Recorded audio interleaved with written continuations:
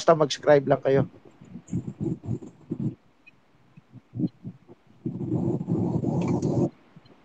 Over Magellan, tanong ka na. Sige, tanong ko. Mayroon kang paksa na ang pinagbasihan mo ay yung dalawang talata. Una, Revelation 3:14, the beginning of the creation of God. Katapos, mayroon kang tinanong, ang sabi mo, kailan nag-umpisa yung beginning? Yung sagot mo, hindi doon sa womb na Mary, kundi the beginning from the dead. Ngayon, yung pinakinggan ko kay Brother Branham, yung beginning of the creation kay Jesus Christ, hindi from the dead, kundi from the womb of Mary. So, alin yung tama doon? Pakipaliwanag ako. So, magandang tanong, no? Sana lahat ng kapatiran nagre-review. Ang verse na Revelation 3:14, malawak yun, maraming application yan. Halimbawa, isa tong application, ha? Hindi ko, pero alam ko na ituro ko yun, pero kung hindi man nabanggit, ibig sabihin, nagmamadali lang ako dahil singit yun eh. Maraming beses ko nabanggit yung 3:14. Isang ipaliwanag ito. Bago pa nag-create ang Diyos, kailangan niya ng inspirasyon. Si Jesus Christ, yung inspirasyon ng Diyos, so yung beginning ng creation of God, the beginning of the creation of God, si Jesus Christ, hindi dahil sa womb ni Mary, dahil nakita niya nag-overcome si Jesus Christ, so nagsimula yung creation niya sa mundo. Nagsimula yung Genesis 1:1, nagsimula yung John 1:1, dahil sa nakita niya nag-overcome si Jesus Christ. Isang application yan. Isang application. Yung pangalawang application na ibinanggit mo ngayon, isa pang mataas na application, no? Ay yung complete man in the image of God, yung Genesis 1:26. So hindi ito kay Adan, ito is kay Jesus Christ. Paano kay Jesus Christ? So hindi ito womb ni Mary. Pwede rin yung womb ni Mary. Pwede rin yan. Kasi sa unawa ng mga Unitarian, diyan talaga nag-start si Jesus Christ. Okay? Hindi, before womb ni Mary, ano siya, Logos. So part of God siya. Mayroon akong hindi narinig sa'yo, nagdirekta ka agad sa Genesis 26. May naputol ang boses ko. Hindi ko alam kung ano yung binanggit mo before ng Genesis 1:20. Okay. Hindi ko narinig. Pag naputol ang boses ko, interrupt agad. Maganda yung nag-share ng picture, no? yung pwede nyo to share sa iba para manood sila. Ulitin ko. Ang isang application ko, yung turo rin to ng mga oneness na merong end time nakakuha rin ito kahit si Raymond Jackson, no? At iba pa. Yung the reason God created everything, it is because of Jesus Christ. Jesus Christ, the beginning of the creation of God, is because of Jesus Christ, God created everything. Yung sinasabi ko, John 1:1, Genesis 1:1, yung colossal time clock, no? Universe, heaven, and earth, no? Isang application yan sa Revelation 3:14. Yung another application ng Revelation 3:14, major application, may minor. Another major application ng Revelation 3:14, yung man in the image of God. Let us make man in our image. Yung image na yan, overcomer man. Hindi lang man na Adan. Kung halimbawa natin yung womb ni Mary. Kung womb ni Mary, yan yung katulad din ng unang Adan yan. Yan yung sinless man. So, God created Adam in His image. Pero temporary image kasi kailangan pa niya mag-overcome. So, wala pa siyang homoo, yung exact same nature of God. Meron siyang homoyo, yung hawig na image of God. Katulad kay Adam, yung womb ni Mary, katulad kay Adam yan. Pure sinless man. Okay? Pero dito tayo sa major application. Yung major application, isa logos, yung isa theophany. Yung logos before the creation. The reason nothing was made without him was not anything made that was made. Parang yan yung Revelation 3:14. Application na God needed a purpose, a reason to create everything. That was Jesus Christ. Okay, dito tayo sa theophany. Logos yung isa. Itong theophany, another major application is yung fullness ng creation kay Jesus Christ is after niya mag-overcome, kaya na-resurrect siya. So yung overcoming niya, hindi lang yung ministry, yung bata pa siya, hindi lang death and hell. Huli-huli na yung death and hell. He overcame death and hell and na-resurrect. Nung na-resurrect siya, katulad ng unang Adam, sabi ni Branham, na created from the ground. Yung very first man is created from the ground, which is the resurrection of Jesus Christ. And the very first man in his image is Jesus Christ. At yung image niya nag-overcome hanggang death and hell. He became obedient unto death. So yung huling-huling obedience niya is death. Became buhay. No? So, nung nag-resurrect siya, yun ang tinatawag na let us make man in our image. Male and female create he, him. Male and female created he, them. Francis. Sandali, tatapusin ko yung Beginning sinasabi. dahil tayo ang continuation. Tayo yung beginning.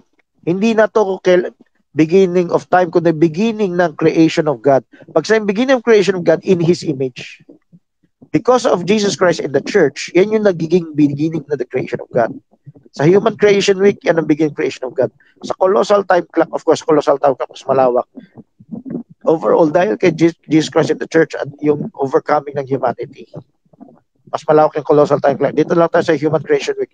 Sa Human Creation Week, dito sa cross, sa Calvary, beginning of the creation of God, na kung saan yung tunay na tao sa kanyang larawan na buo.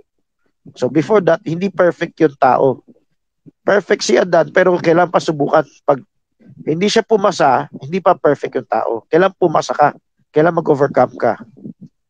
So nung nag-overcome, ito yung isang ultimate application ng Genesis 1:26. Let us make man in our image, male and female created him. Yung male, si Jesus Christ, yung female, yung church. Katulad ni Eva, no? So, male and female, buong church age yan. The fifth day, 5,000th year, and sixth day, 6,000th year. Pagkatapos nun, yan ang church age. Ito pala yung time na nakikreate yung tao sa larawan niya.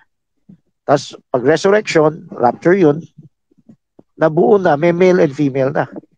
At the end of the sixth day, God created man in His image. Then, be fruitful, multiply, blah, blah, blah, blah, kaya millennium, yan. Have dominion over it. So, malalim to. Yung pangalawang major application ng Revelation 3:14, it's Christ and the church. O the male and female sa panukala ng Diyos. Adam and Eve is just a foreshadowing. At yung iba pang dapat maging bride na wala, no? Parang hiniwalay ni Joseph si Maria, yung naunang naging aswang. So, Jesus Christ in the church, ang ultimate fulfillment. Adam and Eve, parang ano lang yan, foreshadowing lang. Parang 50% lang. No? So, ang ultimate man in His image, and God, the beginning of the creation of God, yung creation from the resurrection. Ngayon, balik tayo sa tanong, pwede ba yung Bethlehem? Pwede. Katulad lang ng Adam na application yan. No, di ba may nagtuturo ng Genesis 1:26, iniisip na si Adam, then si Eve. Okay? Whether si Eve o si Lilith, yan ay mga, ano yun, siyempre yung isa pumalpak. Yung isa medyo nagtagumpay, pero medyo lang. So yung ganito rin yung Bethlehem. Ang Bethlehem, hindi Bethlehem, womb ni Mary. Itang womb ni Mary, hindi yan ang ultimate. Pwede mo i-apply dyan. Pwede ko gamitin another verse, no? Ang unang unawa ko sa the word was made flesh, yung womb ni Mary. Naging baby si Kristo, naging tao. The word was made flesh. Yan yung unang unawa ko kay Raymond Jackson. Pero nakikita ko sa chart ni God, River Jordan. Tapos nagulat ako, nabasa ko kay Barbanam, River Jordan. Ang tinutukoy pala ni Barbanam na word made flesh ay River Jordan. Hindi niya tinutukoy womb ni Mary. Pero hindi bawal. Ngayon, kung ikukumpara ko, alin ang mas bagay na word made flesh? Para yung tama. Tinawag ko si Pastor Villagonza, mali ba si Gan? Ay, hindi yan mali, tama rin yan. So, nabasa niya siguro kay Barbanam na tinuro ni Barbanam yan. Hindi naman siya ganay. So, mali si Barbanam. Mali si Barbanam, statement niya. Hindi mali. Kasi beginning creation niya sa womb. Hindi mali. Sabi nga ni Pastor Villagonza, parehong tama eh. Kasi yan ang una kong unawa. Hindi naman mali yung una kong unawa eh. Pero hindi yan ang ultimate. Pwede i-apply. Alam mo yung word made flesh? Kahit anong panahon mo gamitin yan. Yung mga propeta, yung creation, yung angel, yung theophany. Lahat yan word made flesh. O naging indirect theophany si Melchizedek. Word made flesh yan. Naging type niya yung darating na Jesus Christ. Lahat yan word made flesh. Yung church word made flesh. So, ganun din ang beginning of creation of God. So, beginning of creation of God, pwede mo gamitin yung womb ni Mary, pero ang ultimate niya ay yung resurrection. Kung ganun din si God kay Barbanam, yung word made flesh niya ay River Jordan. Pero yung unawa ko sa word made flesh ay baby o yung womb ni Mary. Hindi mali yan. Tama yung sagot sa akin ni Pastor Villagonza. Tama rin yan. Right? Pastor, di ba, ang unawa natin nung naging sa womb ni Mary? Oo. Bakit kay Gan River Jordan? Nung sinabi niya tama rin yan, akala ko patas lang siya Gan. Alam ko, ano yan bias laban kay Gan eh. So, nabasan niya kay Barbanam. Kaya nasagot. Later ko na mababasa kay Barbanam din yan. O nung sinabi ko dun sa Quiapo, tameme sila lahat eh. So, makikita mo, kung meron womb ni Mary, meron ding River Jordan, meron tama rin, si God din yung nagsabi sa akin, yung term na God pag resurrected na. Yung resurrection ng ultimate, kasi, di ba sabi ni Barbara, yung pag-form kay Adam mula sa ground ay type ng resurrection. Resurrection yung ultimate creation of man in the image of God. So yung tunay na fullness, hindi lang River Jordan, ang tunay na fullness nasa resurrection. Kasi God nagsabi sa akin yan. So ito yung ultimate logos and theophany. So pwede ba theophany siya sa River Jordan? Yes. Pwede ba theophany siya sa womb ni Mary? Yes din, pero parang mami-misunderstood yun ng mga extreme oneness. Yung pagka-theophany ng Diyos sa womb ni Mary, hindi dahil si Kristo nag-display ng pagka-Diyos directly sa tao, no? Kundi the fact na ginawa ng Diyos yung word niya maging laman, yan ay theophany rin. God's manifestation. Kung paano nabuo yung tao, napakatulad ng first Adam sa womb ni Mary, yan ay God's manifestation din. Pwede rin tawaging theophany yan. Iba pa yung theophany sa River Jordan, iba pa yung theophany sa resurrection.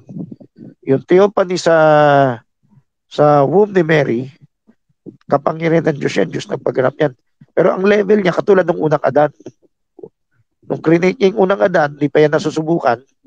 Ganon din yung na-create niya sa womb ni Mary, Jesus Christ. No? Marami pang dadaanin pagsubok yan. Sa timeline, hindi pa natapos yung pananagumpay niya. Hindi pa nga nagsisimula eh. Yan.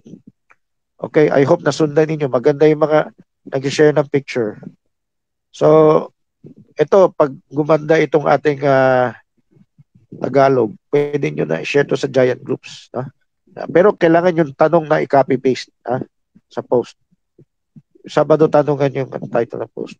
Okay, so salamat sa tanong. I hope nasundan nyo. Bawat verse na basa nyo, napakarami ng application.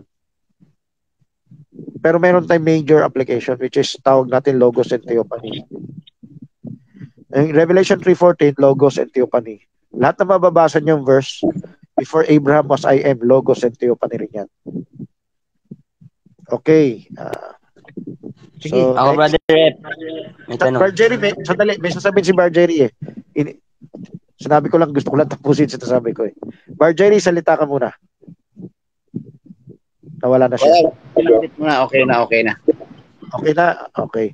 Sino to, Bembem? By the way, yung mga anak nyo, Joseph po. sanayin nyo, maliban, malalim na yung enjoyment nyo sa bahay, no?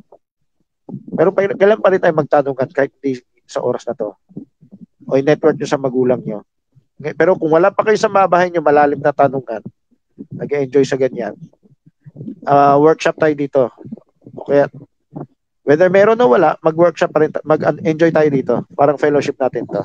O sige, sino to? Joseph po. Yung tanong ko po. Sino to? Diba po merong 10 commandments? Applied pa po ba siya ngayon? Tapos ano po yung spiritual application niya? Tsaka po, di ba, nag-e-exist pa po ba siya? Di ba nahati na po sa dalawa yan ni Jesus Christ? Okay.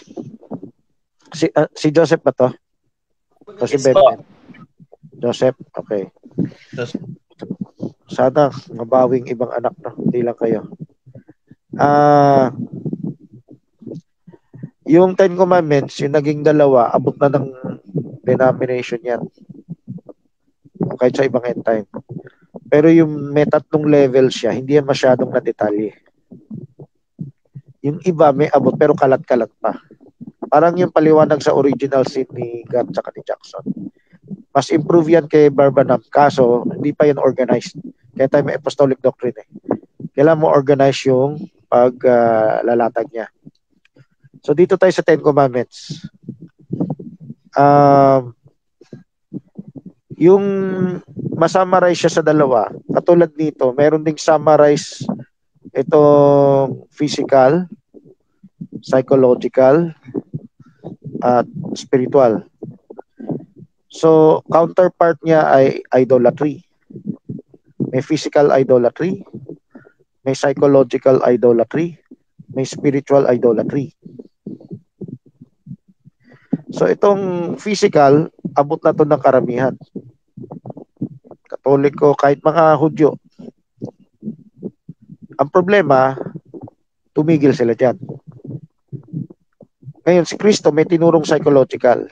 Kumbaga, parang si Barbanam, nag-introduce siya ng topic ng ideya. No? Si Kristo, habang na may ministry, nag-introduce siya ng ideya. Pero siyempre, tayo naman lang magpapatuloy niyan. Anong ideya in-introduce niya? Kahit iba yung ginawa mo sa laman, iba pa yung kaluluwa mo. Yung kaluluwa mo ay nagkasala dyan. So, ang psychological, wala kang Diyos-Diyosan na rebulto, mayroon kang naman Diyos-Diyosan sa lupa. Yung kotse mo, pamilya mo, yung girlfriend mo, yung asawa mo, yung libangan mo, yung trabaho mo. Di ba? Yung proyekto mo, sa kung ano na pa. Iba yung gusto ng Diyos, iba yung gusto mo. Pero hindi naman binabawal ng Diyos yung gusto mo. May nakasulat sa Bible, worship and serve the Creator. Romans 1:25 sa King James. Worship and serve the creature more than the Creator. Whether creature or creation, more than the Creator. Kung uunawain may more than, ang gusto ng Diyos, mauuna siya. Priority mo siya. So ano yung tinatangkilik mo sa lupa? Segunda lang yan dapat. Pero nangyari sa atin, sa kapatiran natin, na hindi nila napansin na sa natutunan sa traditional o hawa ng traditional, naging priority ang school, trabaho, at iba-iba pang bagay, di ba? So hindi naging, kumbaga kaya nilang itsapuera yung sa Diyos, pero hindi nila kayang itsapuera yung sa trabaho, sa school. Di ba? Yan, Diyos-Diyosan. Magsiselos ang Diyos yan. Kung ang Diyos nagsiselos doon sa mga rebulto, sa progressive na paraan, nagsiselos sa psychologically dahil natin, kasi uma-attend tayo ng church, pero pagdating na dito sa paglago, priority natin yung material, physical, academic. Hindi natin priority yung spiritual na paglago. Pero uma-attend tayo ng church, tumutugtog tayo, kumakanta tayo. Paano yung paglago na hiningi ng Diyos? Yung pagkaberehan nga, yung lumalalim tayo sa unawa, no? At yung ugali natin na nakokorek. Meron tayong maling ugali, meron tayong bias, discrimination, meron tayong maling ginawa dati, no? Hindi tayo nag-progress sa aspetong spiritual. So, ang tawag ko rin dyan, lukewarmness. So, pwede sa mata ng tao, mukha kang banal. Pero sa mata ng Diyos, may Diyos-Diyosan ka. Parang ganito, mayaman ka, no? Nagbigay ka ng malaking pera sa church, sa tao, sa ganyan. Pero yung binigay mo, wala pa 10%. Parang kalingkingan lang yan. Mga 1% lang yan. Pero kahit 1%, malaki na.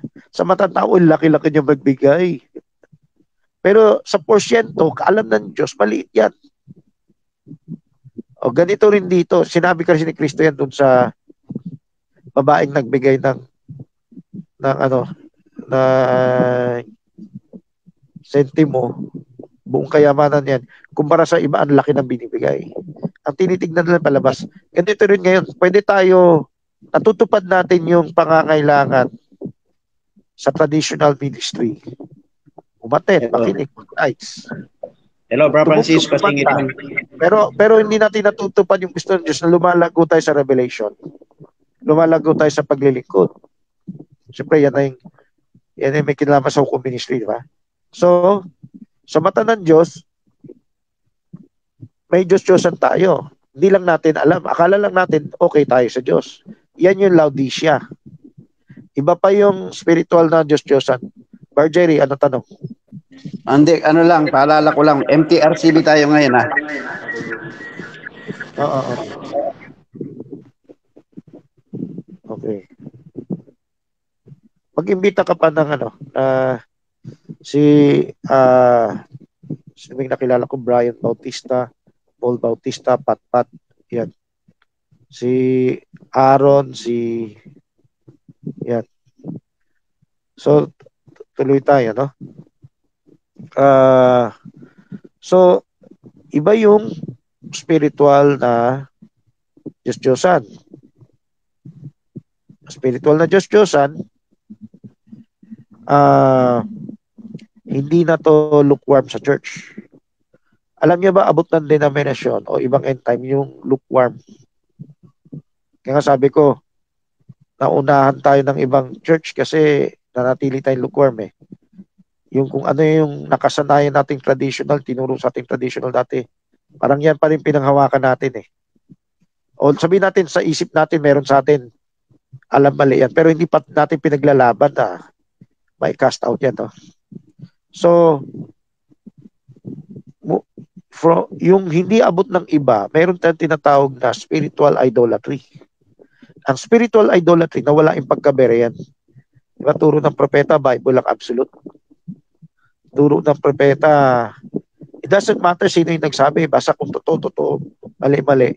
Pero paano malaman totoo, mali? Kailangan pagkaberehan, pinapatunayan mo. Chine-check mo sa Bible. Walang iwasan. Kunwari, bawal makinig dyan. Pakinggan mo na lahat. Wag mo lang pakinggan yung taong yan. Sabi ni Barbanam, anti-Christ yan. Pero yan yung tinuro ng karamihan. Pag sinayang karamihan ng denomination, karamihan din sa end time. Huwag kang makikinig sa iba. Dito ka lang makinig. So, hindi nalalago. Kahit nga mali yan. Hindi ka pwede habang buhay, baby, natakot ka dun. Pag sa umpisa, pwede ka maging baby. O, wala mo nang kumpara-kumpara. Pero hindi pwede habang buhay, baby. Kailangan, sabi nga ni Pablo, kailangan maging teacher na kayo. Pag naging teacher na kayo, kaya nyo dapat sagutin yung mga mali. Hindi yung minemorize nyo lang mali, tapos umiwas na kayo. Kailangan lahat sagasaan nyo. Wala tayong iniiwanan. Kung di pa naintindihan bilang pag-ibig sa katotohanan, walang hatulan, walang emosyonalan.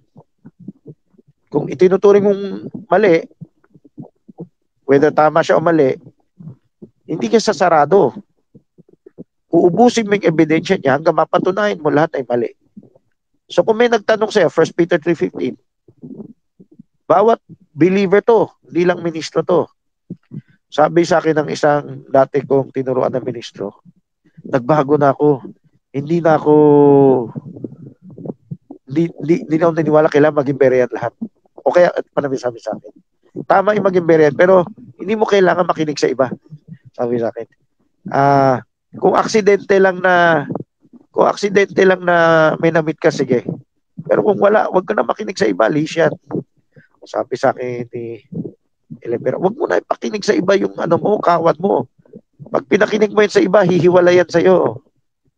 Although nagkatotoo, pero dinala ko ng Diyos sa, hindi natin habol dami ng tao, habol natin, ipatupad natin yung tama.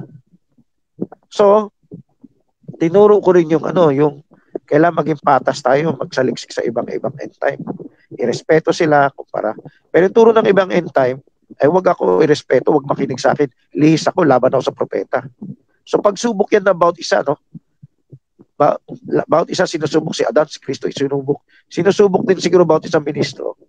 Kung susundin nila yung pagiging patas o susundin nila yung bias, maging personalan pa.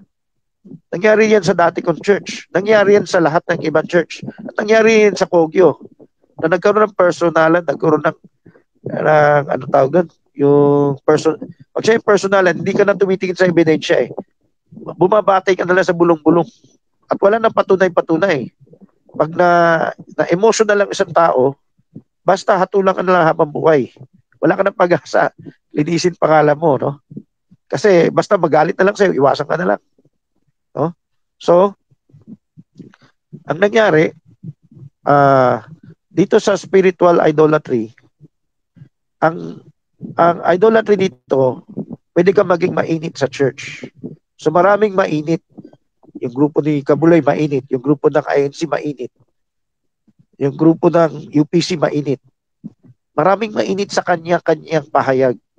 May katotohanan yung pahayag nila. Ang problema, ano yung kasalanan sa spiritual idolatry? Ang psychological idolatry, hindi lang halata, lukewarm ka. Ang spiritual idolatry, hindi lang halata, pero Nicolaita ka. Pwede ka namimili ng pakinggan. No? Pwede ka may maling hatol sa kapwa. May maling akala sa kapwa kasi hindi mo nakukunin panig niya eh.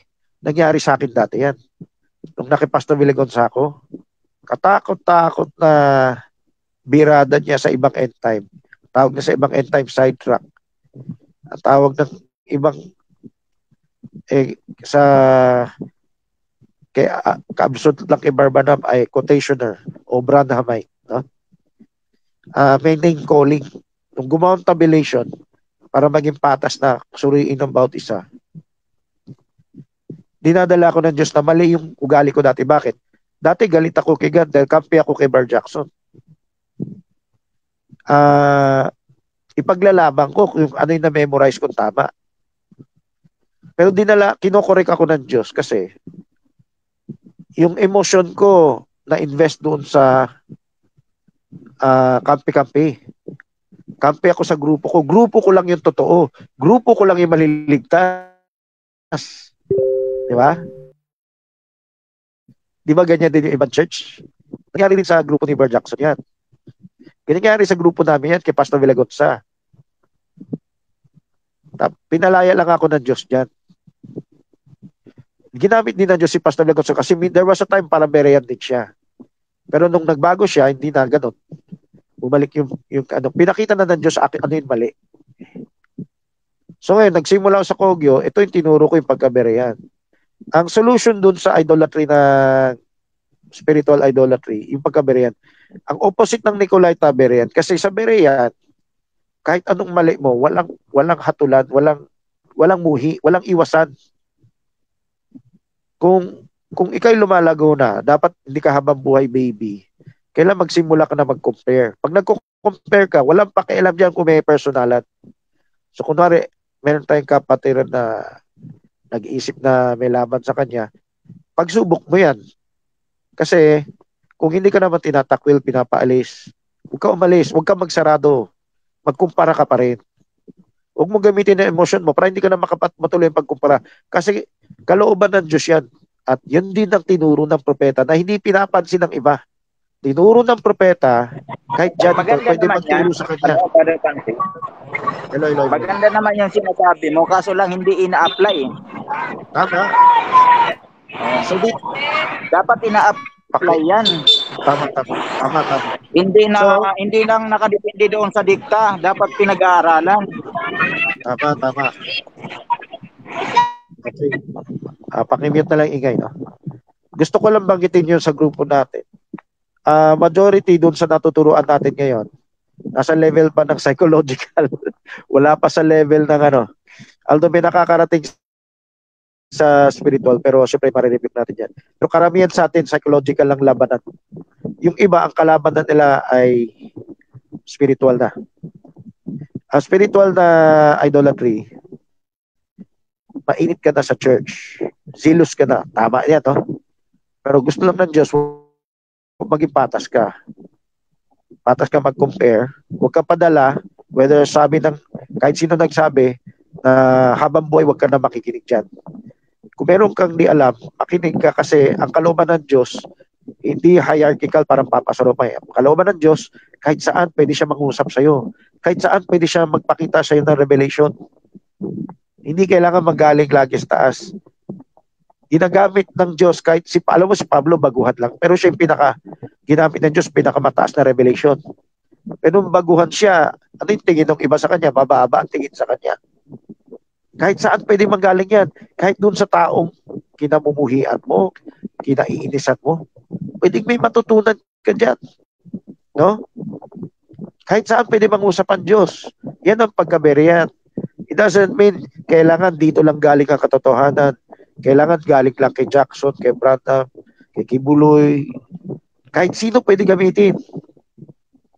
So, kahit tinuro ng propeta, kahit janitor, pwede siya turuan. Ibig sabihin, tinuro na yung Branham yung pagiging patas. Ha? Baka may alam ka, hindi ko alam. Baka may alam ako na di mo alam. Palitan tayo. Yan yung tamang espiritu. Pero wala yan sa denomination ngayon. Sa end time churches, wala rin yan. Meron siguro yung konti-konti sa ministro meeting. Pero yung miyembro, wala nang kalaban-laban yan. Kasi yung miyembro, ang traditional is makinig lang sa pastor, singular pastor ng lokal nila. Habang buhay ka na dyan, maliban, ikaw maging pastor, hindi ka pwede Di ba panahon ng Katoliko, bawal magbasa ng Bible yung mga tao? Pinalaya lang nila. Dito rin, ang pagkabereyan, kailan makalaya tayo? Turn the hearts of the fathers, the children back to the fathers. Bumalik tayo doon sa apostolic time na kung saan malaya silang led by the Holy Spirit. Kung meron kayang may katotohanan, nakatanggap ng katotohanan, ano sabi Pablo? Kung meron kayong natanggap na pahayag, i-share nyo lang. At hahatulan namin. Ibig sabihin, i-judge namin. 1 Corinthians 14:26. Bawat isa pwedeng pahayagan ng Diyos. Yan ang super church, yung sasabi ni Branham. Dati na naganap yung super church sa Acts 2 eh. Pag sinasabi niya sa huling panahon, babalik lang tayo sa Acts 2. Hindi tayo nakakulong sa exclusive club, parang denominational hierarchy lang na wag ka na pakikip. Pag baby, okay lang. Hindi dapat habang buhay, baby. Kailangan, doon sa dati kong church, hanggang ngayon, iniiwasan pa rin ako dahil tinanim nila, umiwas sa akin. Hindi na nawala sa pagka-baby. Ang baby, pwede mo, wag ka muna salbilo doon sa mga, dito muna tayo. Pero, unti-unti mo train na magkaroon ng ka-sharing yung anak. Tapos, unti-unti nagmamature siya. Kaya niya makihilubili sa labas. 1 Peter 3:15, unti-unti natututo siya paano sumagot. Umaamin siya kung naiipit siya. Hindi katulad sa maling debate na pagalingan, ayaw umamin, may mali. Ayaw umamin na may puntos yung kabila. Yan yung pagkabere. Yan yung progressive ministry. At yan yung, kung hindi mo naabot yan, magiging spiritual idolatry. Mainit ka sa church, pero hindi mo nagawa yung pagiging patas. Matitigil din yung yung progresibo mo sa pahayag. Compare natin yung psychological sa spiritual. Sa psychological, ang problema mo, hindi ka lang mainit. Parang nakakahon yung pagsamba mo, attend, uwi. So, kulang dyan yung training na hukom na training na paano kayo magsaliksik, paano kayo magano. Ang hukom, syempre, cover din niya kahit spiritual idolatry na. Dito naman sa spiritual idolatry, mainit ka na. Pero ang init mo, hindi pa umabot sa pagkabereya na init. Ang init mo nasa traditional. Doon sa psychological, hindi ka pa mainit. Kaya medyo layo-layo pa tayo. Hindi ka pa mainit para priority mo pa yung school, pasyal, trabaho. Pero pagdating sa hukom class, pagdating sa pagbebereya, pag-train sa anak, tinatamad ka. No? Kasi mas priority mo yung material at makalupa eh. Hindi mo priority yung spiritual. Dapat mas priority spiritual eh. Kay training sa anak, wala. So, just din yan. Pero in just walang rebulto yan. Kaya yung mga hindi nakakaunawa dito, hindi na maintindihan. Uy, ayos naman kami ha. Diba? Hindi naman nag-addict yung anak ko ha. Nag-anak buhay, kumikita. No? Nagbibigay pa nga sa church. Hindi lang siya bereyan. Pero kailangan pa ba mag-ibereyan? Sa traditional, hindi na kailangan mag-ibereyan. Kung sabagay, lukewarm ang pinag-usapan natin. Ang init ng ibang ng spiritual is pwede nasa tugtog, nasa evangelization, nasa prayer meeting, etc. Pero hindi sa bereyan. Dito, sa psychological, hindi pa to mainit. So, in-example ko lang yung tinatamad sa hukom class ngayon. Maring may tinatamad yung magulang mag-assert sa anak na gumawa ng tanong. Yan ay psychological pa lang yan. Okay? Of course, maring halo na spiritual, no? Meron ba tayong loyalty? Kung habang buhay tayo na pwede makaturo sa bereyan, i-rebuke natin kung merong gusto mag-Nicolaita sa atin. Ang lukewarm kamag-anak halos ng Nicolaita, kaya tawag ko Nicoluk eh. Pag hindi natin tinulak yung miyembro na mag-EA1, yung compare sa E2A, sabihin, compare mo yung turo ng iba sa turo natin. Pwede rin tayo maging Nicolaita. Nangyari kay Bar Jackson yan. Hindi naman binabawal ni Bar Jackson yung miyembro niya makinig sa iba. Pero kusa sila naging Nicolaita kasi naging loyal. Ganito yung loyalty, no? Pag binakbakan ni Jackson si God, babakbakan na rin sila si God. Pero hindi man lang nakilaki yung kinuha yung panindigan. Diba? So, si Amos, na bunga ni Jackson, binabakbakan si God. Lahat na lang kay God, mali. Kahit may pareho silang aral, ha? Basta tuwing nakikita siya, puro mali. Naranasan ko na rin sa ibang end-time yan. Kahit ano sabihin ko, lagi ako mali. Diba? Ang tunay na pag-ibig sa kapwa, patas ka. Sabi ni Barba, maring may tama ka, maring may mali ka. Pakitaan lang tayo na may pag-ibig. Diba? Okay, I hope nakuha nyo itong hindi kayo nakapagtanong. Sana makapagtanong kayo sa detalye. Diba ang 10 Commandments? Maraming listahan yan. Magtanong kayo sa listahan. Okay? Sige. Ako po. Sir Francis, yung sa letter C, tapos number, letter C, letter B, number 7, paano mo ma-differentiate yung last na binabanggit mo doon? Balik tayo. Halimbawa, tinatanong mo ba to outline o tinatanong mo yung 10 Commandments na outline? 10 Commandments. So letter B, letter C. Letter B number 7. Halimbawa may asawa ka, tapos humahanga ka pa sa ibang tao, mako-consider mo bang last yun? Dito sa psychological idolatry, pag nagiging hadlang siya sa sa zealousness mo, kung humanga ka, kahit hindi last, pag humanga ka, di ba marami sa kapatiran para hindi lang umaamin, pero libangan nila yung mga K-pop, libangan nila yung mga telenovela, libangan nila yung pamamasyal, etc. Ganun na yung hanga sa artista.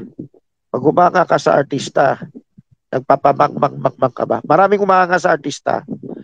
Parang pinakapagkain nila yung mga telenovela nila eh.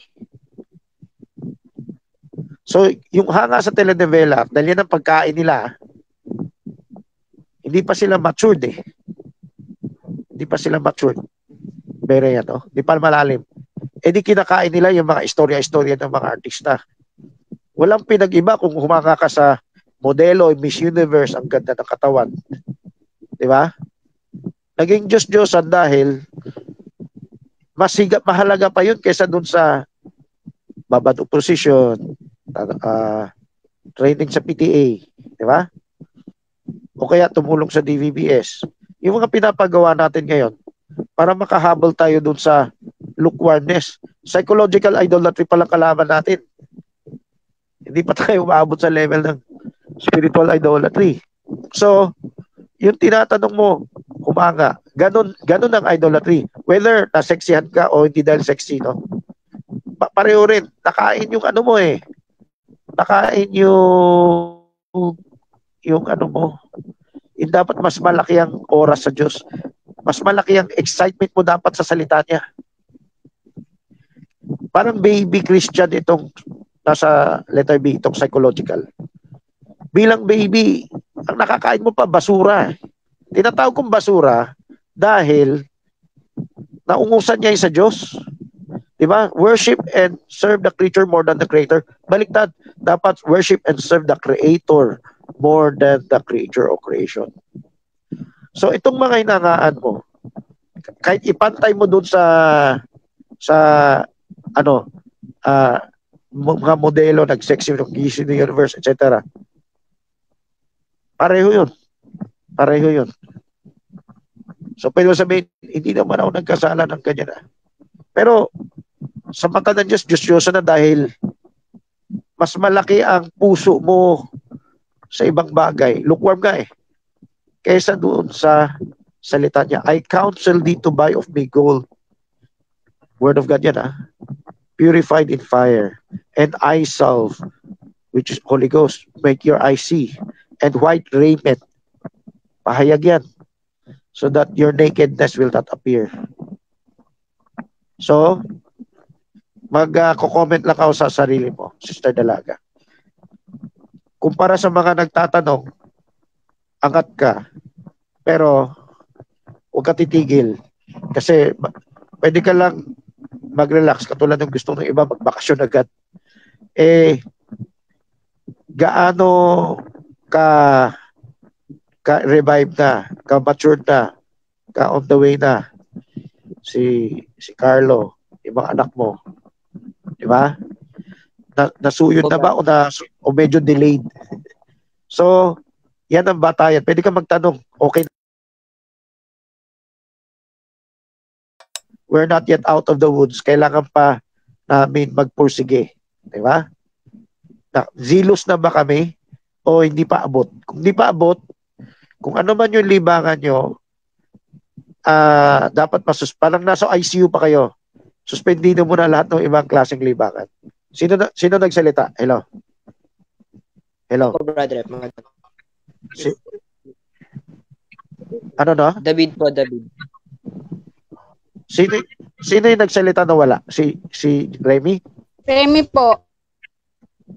Naputol yung yung broadcast? Yung live?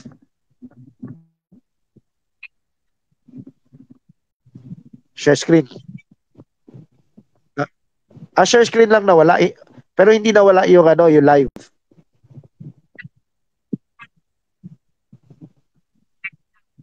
Ano ba ni-record mo? Audio or live sa serye?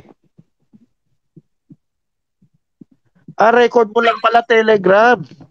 Hindi ka pala nag-OBS.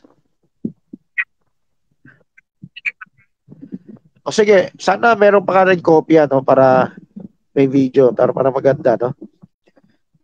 Kaya kung hindi naputol, okay lang. Pero, kung putol-putol, di bahala na kayo dyan, no?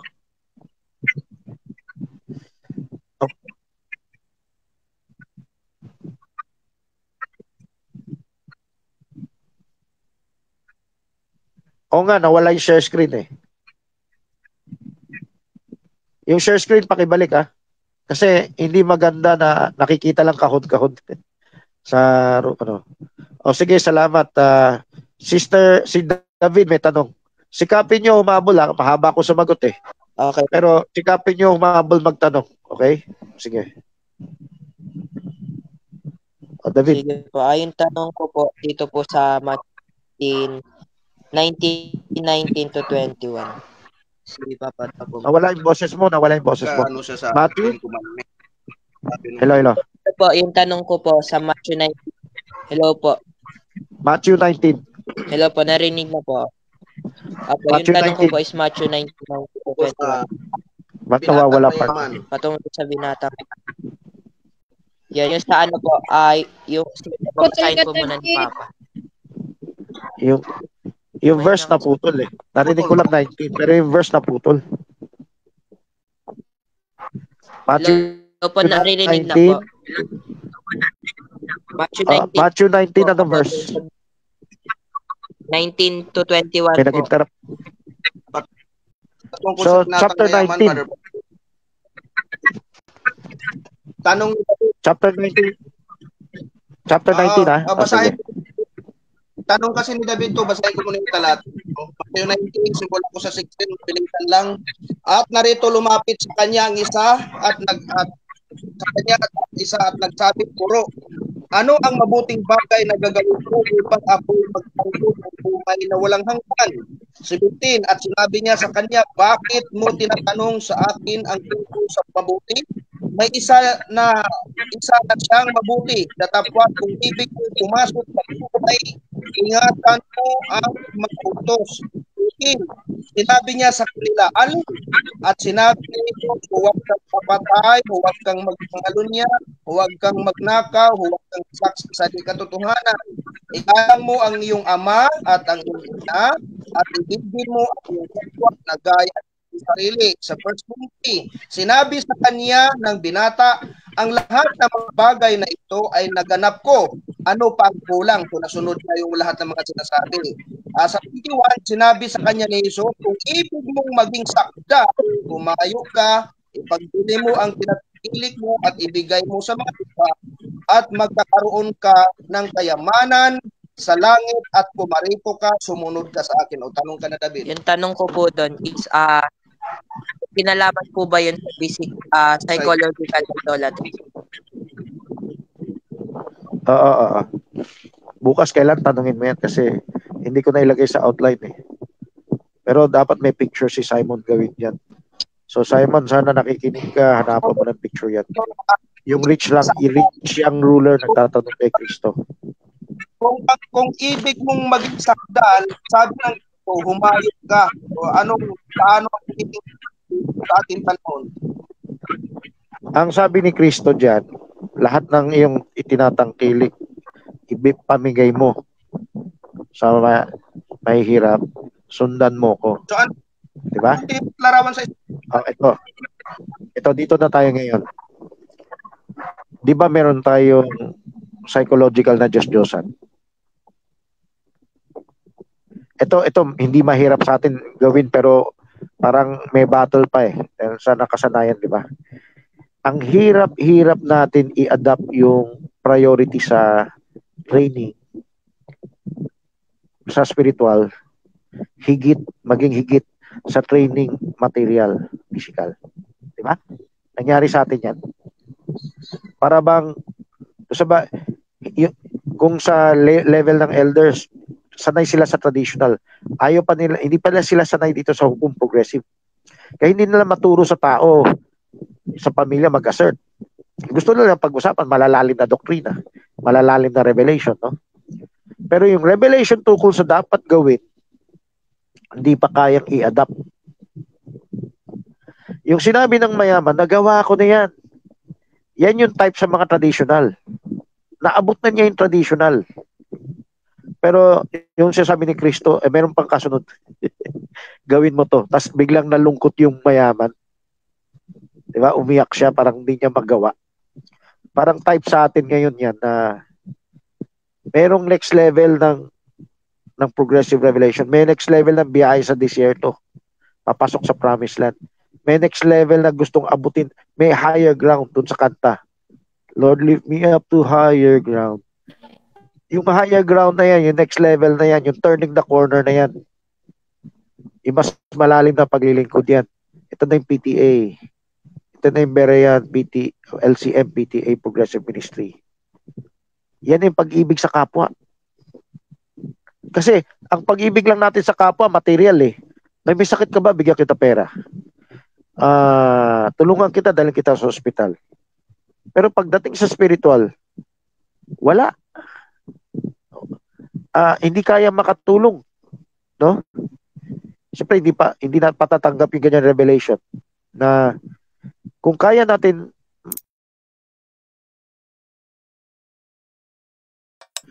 sa makalupa na problema ng kapatiran, kahit hindi pa nararamdaman ng kapatiran, kailangan makita natin spiritual na problema nila. Ang spiritual na problema nila, hindi pa sila matured Berean. Diba? Hindi pa sila progressive. Tayo na nakakaalam, meron tayong mandato sa Diyos, kailan dalhin nila sa mas progressive. So, yung pag-ibig,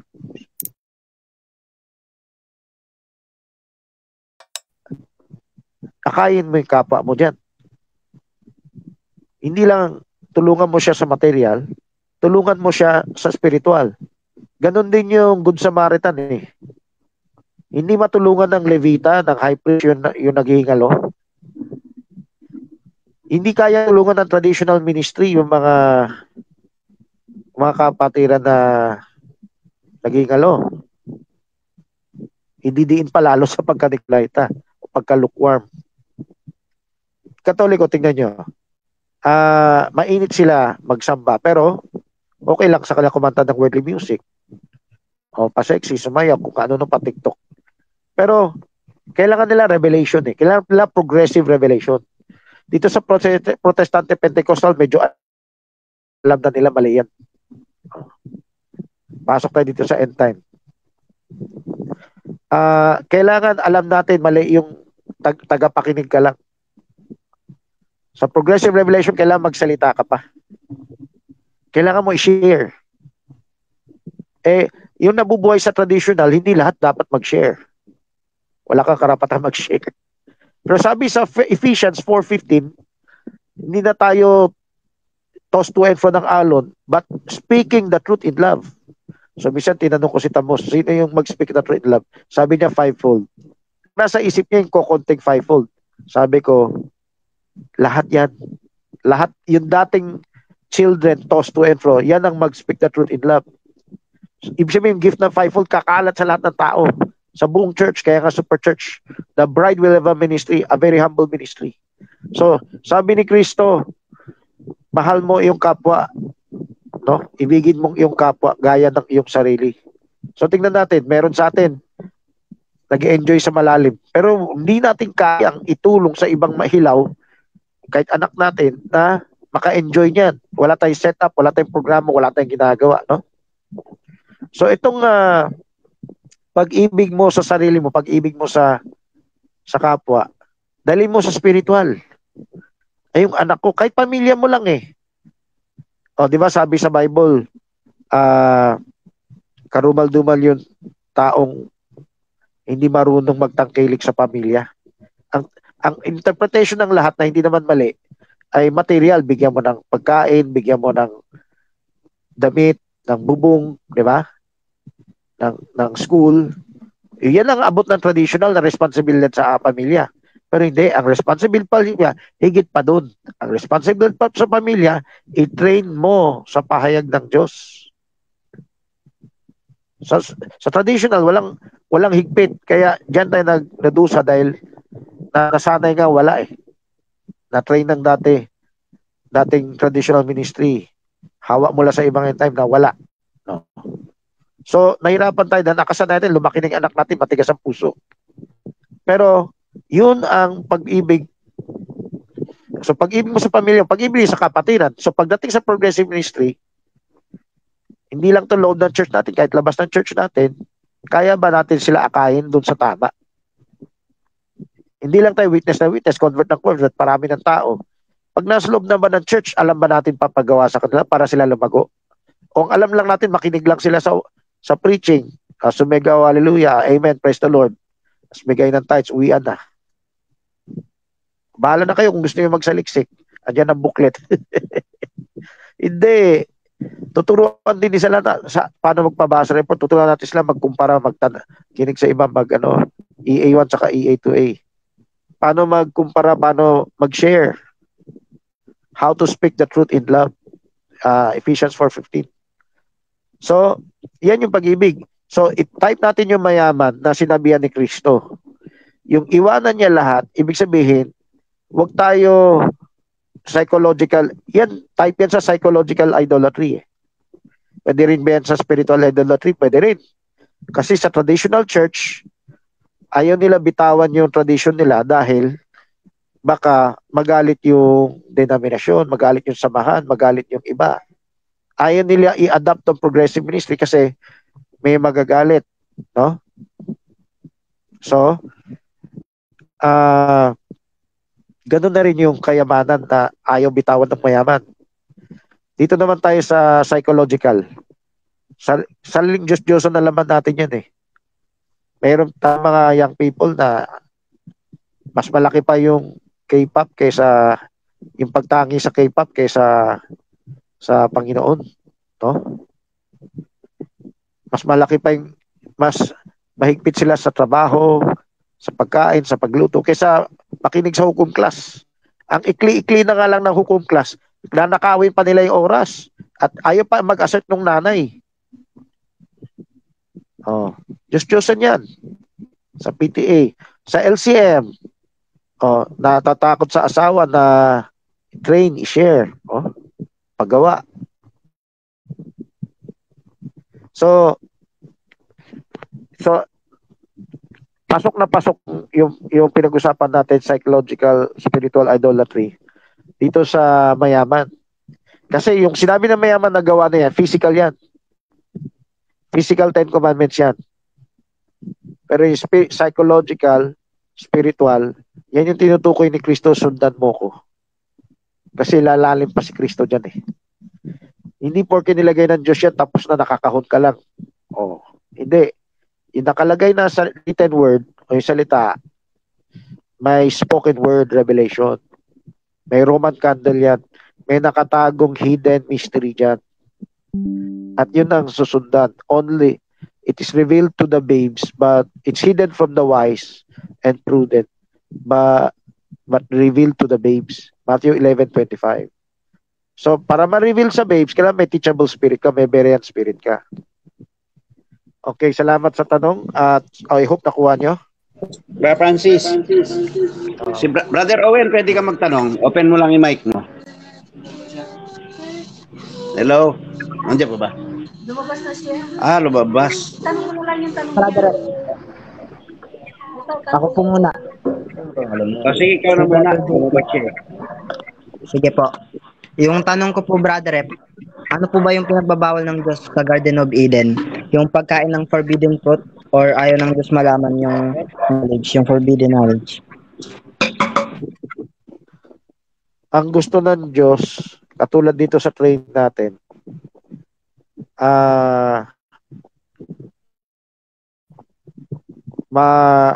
magkaroon ka ng maraming barkadang ka-sharing, di ba? Bago kayo maging malaya. Makain, yung tree of life, nakakain na nila yan sa physical, nakakain na nila yan sa counting, Pero kailan matakain yan sa spirit, ultimate na matupad nila yung Great Commission. Then, papasok din sila sa knowledge ng good and evil eh. Parang katulad ng 1 Peter 3:15, katulad din sa atin yan eh. Ang problema, nauna. Yung nauna nilang kainin yung tree of knowledge of good and evil. Siyempre, hindi nakasulat sa Bible na una, no? Sinalang bawal. Ang hidden revelation yan, ganito. Yung anak natin, pinakain natin agad nung sanlibutan bago natin pinakain ng spiritual. Yung anak natin, unang nakatikim ng laya bago nakatikim ng assert. So, ngayon, pinipilit mo mag-assert, matigas na yung ulo. Hirap na. So, kailangan matinding palo para maihabol, no? Kasi Edan na Eva, kailangan matinding palo eh. So, dito sa I hope maging witness tayo sa nating kapatiran. Dito sa knowledge of good and evil, dahil nandito na tayo, nagbigay na lang ng Diyos ng sourcing conflict. Kumbaga may parusang nakabinbin, kunwari kamatayan, sakit, etc. Paalala yan. Parang yan yung sa train ng PTA, yan yung nakaready yung pamalo. Nakaready yung nakatutok ka. Kumbaga pipitikin mo kung nagkamali. Yan yung type na nakakain na ng knowledge of good and evil. Kung napakinggan mo yung last broadcast, yung knowledge of good and evil, ano yan? Pag wala kang knowledge, pwede ka magkasakit. Literal na punong kahoy. So, yung paliwanag ko last Sunday, kahit na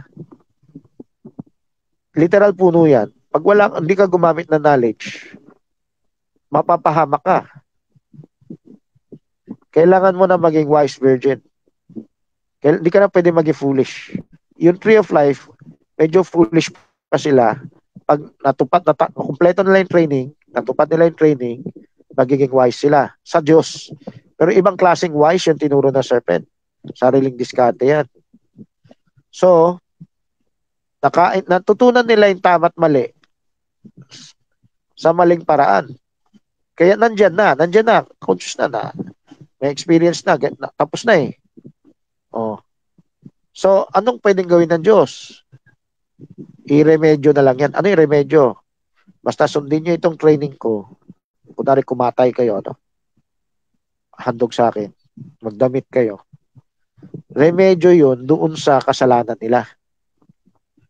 So, remedyo sa kasalanan nila, nawala yung tree of life, na direct ito na immortal sila. Pero may pang tree of life na kung saan sundin lang yung paraan ng Diyos. Hintayin lang yung pangakong binhi. So, binawi yung tree of life, inatras, tapos tinanggap na lang ng Diyos na sa kumakain na sila ng tree of knowledge of good and evil. Remedyo na lang. Meron silang susundin na patakaran ng Diyos, pinapagawa ng Diyos, instruction ng Diyos para maghintay sa future na pangako. So, ano tong type ng tree of knowledge of good and evil? Kailangan natin ngayon ng knowledge, ano yung good and evil. So, yung anak natin, mangmang pa. Kailangan mahigpit na tayo.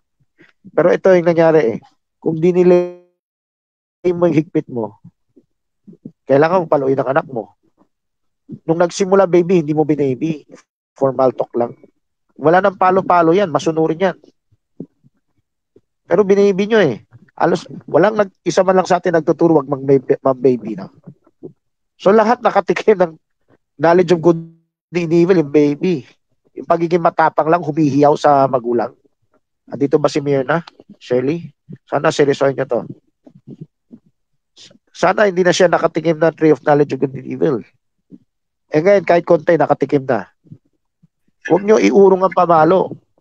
Huwag nyo iurong ang pamalo. Tutukan nyo yung bakanting oras. Siyempre, may makonsensya ka, tumulong ka.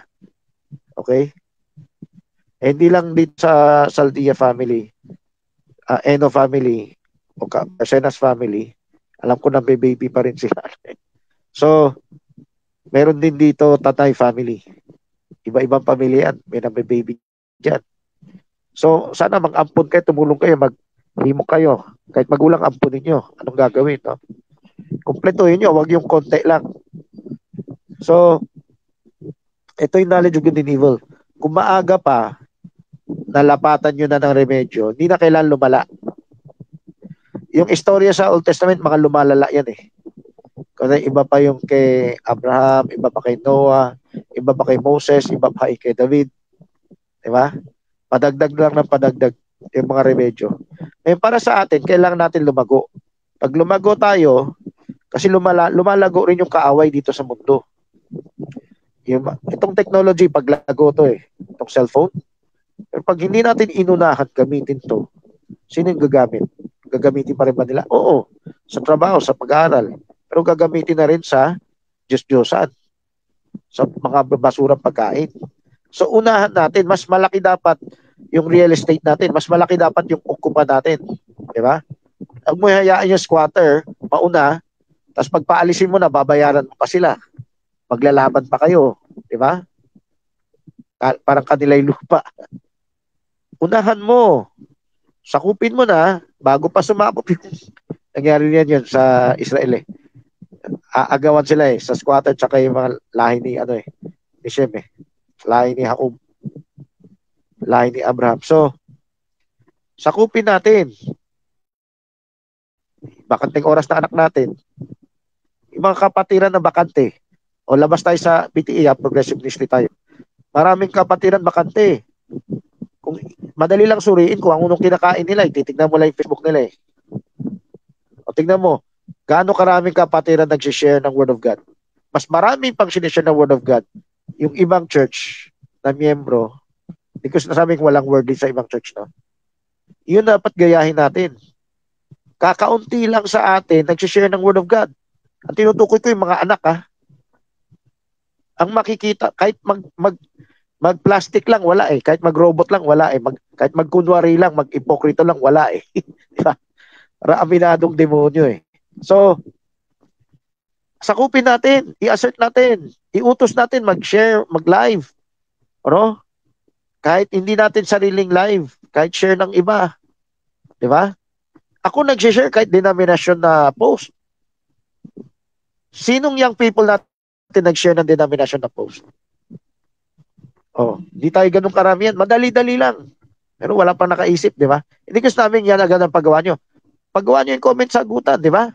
Yung scribe post nyo, timeline, for the first time, sa timeline nila, nagkaroon na spiritual. Tapos, sabi ko, pwede pa yun ikalat sa iba. Organize nila sarili nyo, logistics, management lang yan. So, knowledge of good and evil. Nauna yung evil. Good eh. Pero nandito na tayo sa knowledge of good and evil. Nasa labanan na tayo. Wala na tayo sa mundong Satan's Eden na parang inosente pa lahat. Kala mo walang serpente. Pero maraming magulang nabubuhay sa Satan's Eden na kung saan walang serpente, walang demonyo, kaya safe yung anak ko kahit wala bakante oras niya. Safe ang anak ko kahit nasa school yan. Diba? Ang problema lang namin pagkain na araw-araw. Tapos pag may sobrang oras, pasyal. Diba? So, yung babad oposisyon, hindi na kailangan gawin yan. Wala kaming hinahabol, wala kaming problema sa spiritual. Ang hahabulin lang namin yung academic, o trabaho, o bayad sa kuryente. Pero pagdating sa spiritual, wala kaming hahabulin. Nabubuhay kayo sa Satan's Eden. So hindi nyo alam, tapos na eh, nagkasala na eh, nakatikin na ng May demonyo talaga, may talaga. Pag-iisig natin, buksan natin mata natin, humabol tayo. Itama na natin kasi nandito na tayo sa laban ng good and evil. Kailan ihabol na natin yung knowledge for good. Okay? Ihabol na natin yung knowledge for good. Kukunti lang ang knowledge for good ng ating anak. Okay? So, iba pa yung progressive ministry. Kukunti lang alam nilang knowledge for good. So, kunin natin yung, puntahan natin yung kamandag. Puntahan natin yung kay Sister Linda. Puntahan natin yung kay Bar Jake. Hindi pa nila abot yung knowledge for good. Okay? Kung may konting knowledge, mahina naman. Kailangan lang kalakasan, no? Punta natin Sister Mina, exam natin Sister Mina. Kaya lang naghihina yan dahil wala lang nagpapalakas, di ba? Kung meron nagpapalakas, madalang. O sige, iba, next na tayo. Invite tayo marami, ha? Ako po may tanong, si Joanna po. Ay, yung tanong ko po yung dun sa yung pagiging po ba, yung pagiging lukewarm po ba is nasa po ba talaga yun? Tatlong part, yung physical, psychological, and spiritual, or wait lang. Nasa isang part lang po siya nakalagay. Ulit mo yung tanong mo. Hello? Hello po. Wala ka na. Hello? Hello po. Yung Wala ano, may mic. Sige, tuloy na. Tagal mo sumagot. Okay. Pakiulit. ayun yung pagiging lukewarm po na kasalanan. Nasa ano po ba yun? Tatlo po ba siyang part? Yung physical, psychological, tsaka yung spiritual? Or nakalagay lang po siya sa isang part? Katulad ng Nicolai. Okay, dapat makinig ka na sa audio, no? Kasi marami na lumang audio dyan. Yung lukewarm nasa psychological yan. Kasi ang spiritual, zealous yan sa church.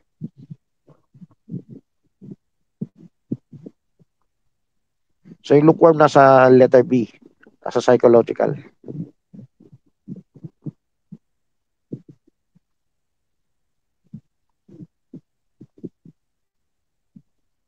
Hello? Okay na? May putol mic eh. So salamat sa nag-share screen. Gaganda yung broadcast, no? Share, pwede nyo share sa iba-ibang giant group. O sige.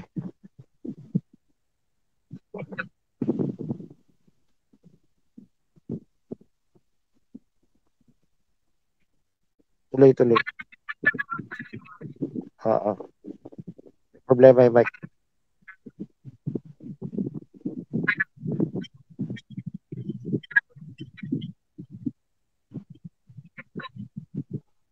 Pinag-uusapan na natin, binanggit ko yan. Dami ko ng example eh. Yan yung hindi natin napapansin. Ulitin ko hindi natin napansin, pagtrabaho, school, ayaw natin absent. Especially sabihin mo sa mga anak mo to. Pero pag oras ng hukom class, labas muna tayo. Bili muna tayo pagkain, luto muna tayo. Hindi nyo gagawin yan sa oras ng trabaho at saka oras sa school eh. Di ba? Saka na yan, masakit ang ngipin ko. Di ba? Pag yung school o yung gobyerno, yung COVID, etc., kailangan tanong bulong, kailangan gawin ito. Gagawin nyo yan eh. Kasi nakasalalay buhay dyan. Nakasalalay sa ayudang bigas na 29 pesos yan. Nakasalalay kung maputulang kayo ng kuryente, hindi. Diba? Nakasalalay kung babagsak kayo sa school o hindi. Nakasalalay kung makakaltas kayo ng sweldo, hindi. Masisisante kayo. Masigit pa yung cost na spiritual. Yung Diyos lang nagpapahinuhod na iniintay lang kayo magbago, magsisi. Pero hindi nyo patin, ini-ignore nyo to. Hindi nyo pinapansin to. Akala nyo wala kayong kasalanan. Akala nyo wala kayong kasalanan. Hindi nyo lang nare-realize. Yung nagbibigay ng buhay sa inyo, yun ang ini-ignore ninyo. Napakarami, no? Dinala nyo yung anak nyo sa church. Pero pinabayaan mo siya mag-Game Boy para tumahimik. Minsan, si Joy, pinatulog niya si Eko doon. Malit pa si Eko, pinapatulog niya. Nakikinig na kasi Eko sa preaching. Pinilit pa patulugin. No? Hindi nyo napapansin. Dapat pinapapansin natin yan. Kaya may decoding tayo dapat eh. Hindi pa masyadong aktibo yung decoding ngayon. Mas mahalaga pa yung young people chika-chika biruan. Ibang pag-usapan kaysa pinabayaan nila naging yung iba. Yung mga magulang walang bumubulong. Maraming hindi tayo napapansin. Sa bahay, bakat ng oras. Porque lang hindi nagda-drugs yung anak mo. Hindi siya naninigarilyo o naging criminal. Safe ang anak mo dahil nakaburo lang sa bahay. Tapos hindi mo alam. Adik na sa K-pop o sa sa mga libangan, sa mga Marami tayong hindi napapansin. Hindi ko na nabanggit lahat. Pero marami nang binanggit. Sana maging aware kayo. So, salamat sa tanong na yan. Maganda yung tanong na yan, no? At meron kayo self-reflect, meron kayong tanong sa isa't isa, 2A. At meron din tanong dito. Pero maikli lang oras dito eh. Hindi ko kayang sagutin lahat yan. Okay, umabol tayo. Si Bebem. Brother Jerry, ibigay ko makapangalan, no? Brian Bautista, Paul Bautista, Leo Millanes. No?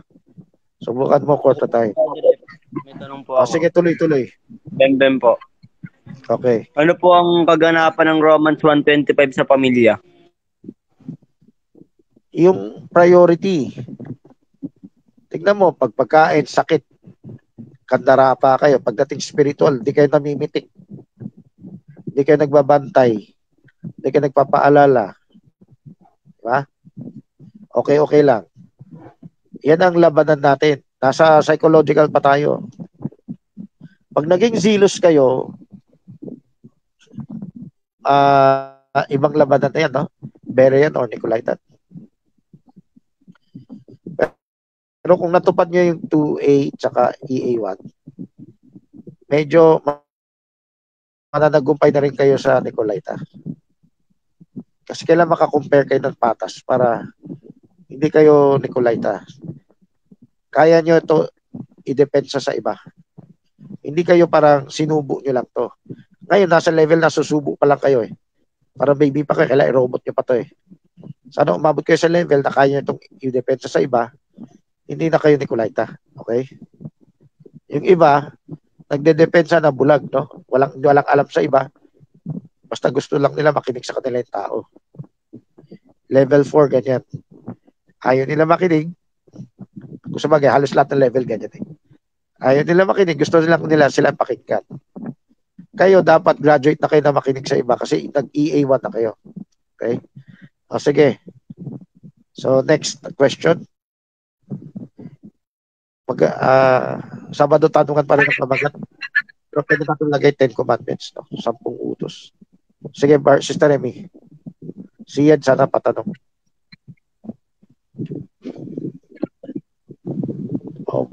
Pamig.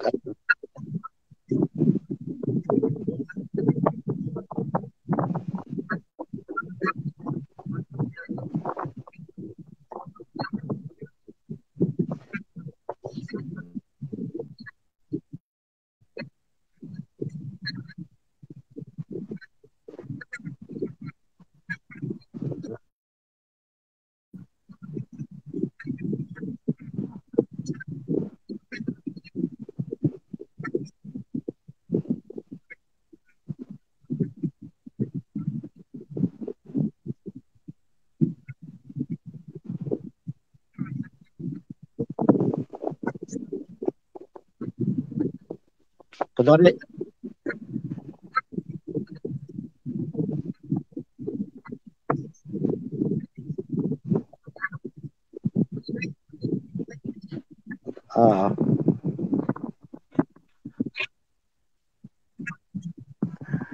sis, ganito yun. Pinagbigyan na ng Diyos na malaking bahagi ng oras nyo nasa trabaho. Nasa school, nasa trabaho. So, yung sobrang oras nyo, yung natitirang oras nyo, inaabangan niya sa kanya ibigay. Pero, imbis na ibigay sa kanya, ipinampasyal. Di ba? So, ganito, lagi kong hinahalimbawa, kung na-ICU ang anak, hindi nyo magagawa, uunahin nyo yung ICU. Kahit kailangan magtrabaho, pagtas ng trabaho, pupuntahan agad yung hospital. Diba? Kasi, mas urgent yung ICU dahil ikakamatay ng tao pag hindi inasikaso. Diba? So,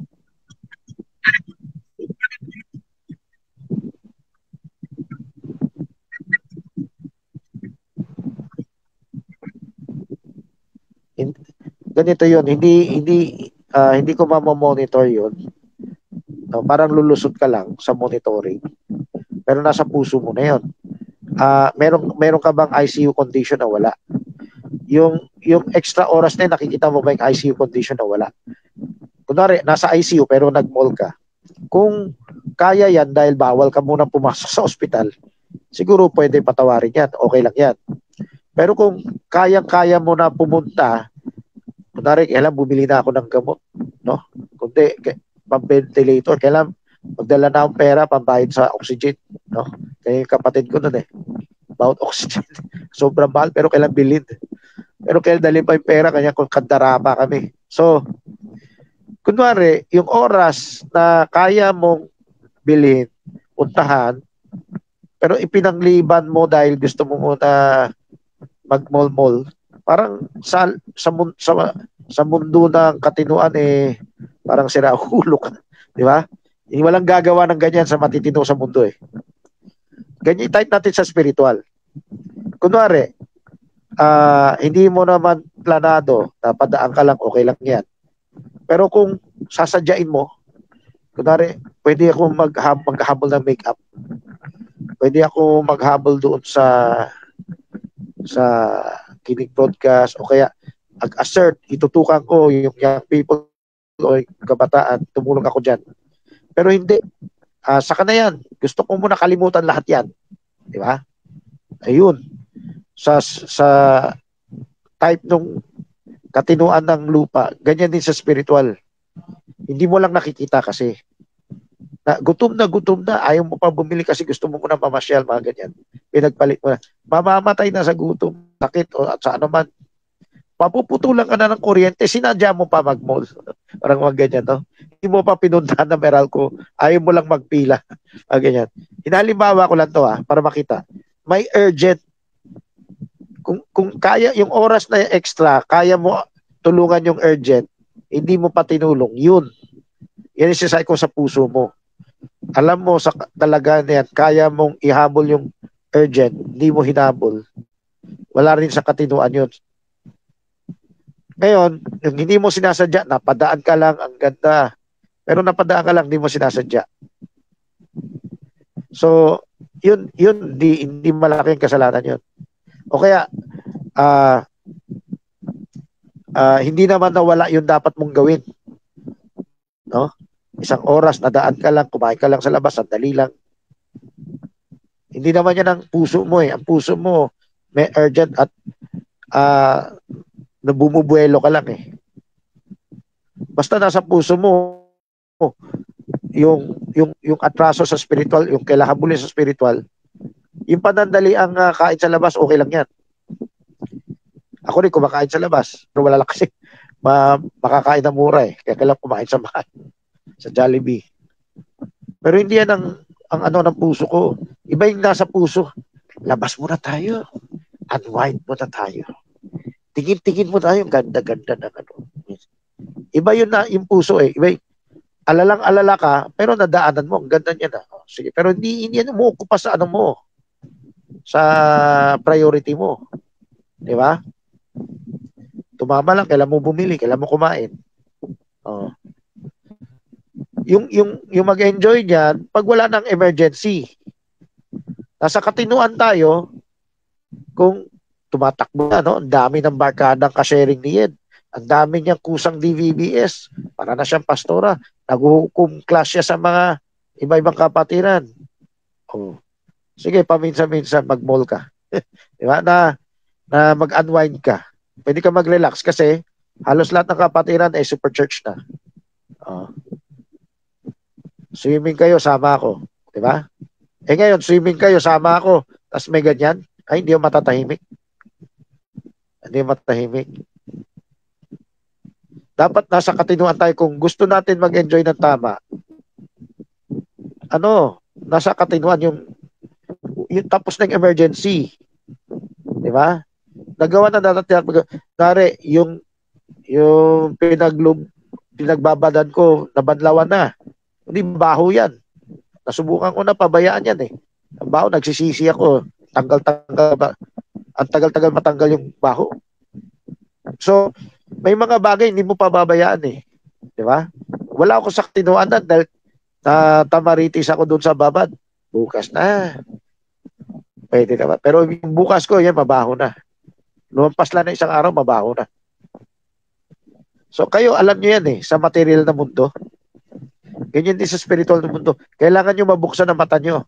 Naghihingalo ba yung anak ko? Nasa panganib ba yung anak ko? Pag namatay ba yung anak ko, ngayon, ano siya? Kailangan ganyan yung puso nyo. Kailangan bukas ang mata nyo dyan. Okay? So, tanungin nyo yung sarili nyo. Tingnan nyo yung anak nyo. Ang nakikita nyo ba sa anak nyo, material? Physical? Ang nakikita nyo sa anak nyo, spiritual? Kunwari si Ed, tulog ngayon. Meron ka bang makeup o okay lang sa'yo kung ano ba? Babadong position pa kayo. Kung pinutol mo yan, gaano ka matured siya? Di ba?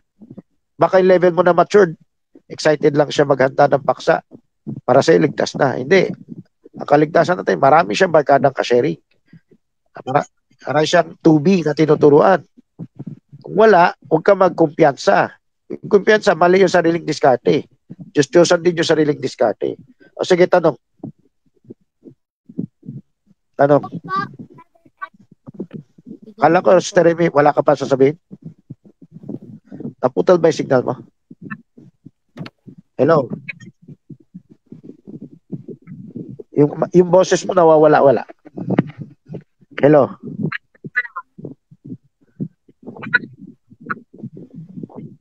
Uulitin ko yung sinabi mo, ah. Sige, Bar M. Tuloy.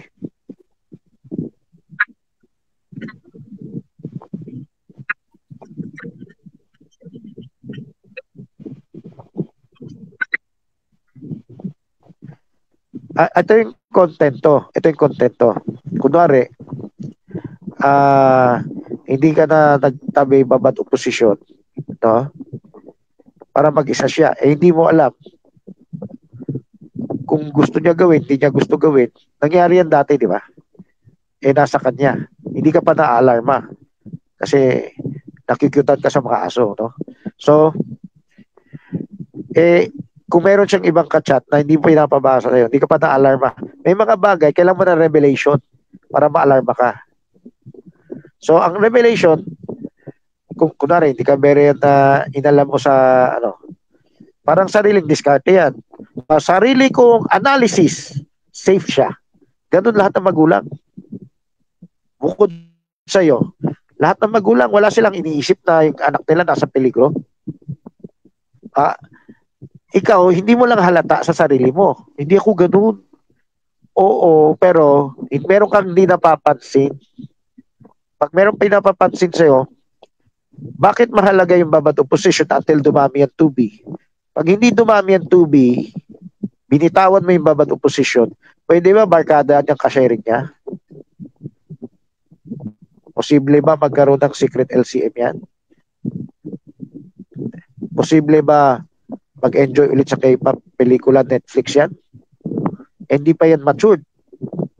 Nakuha mo?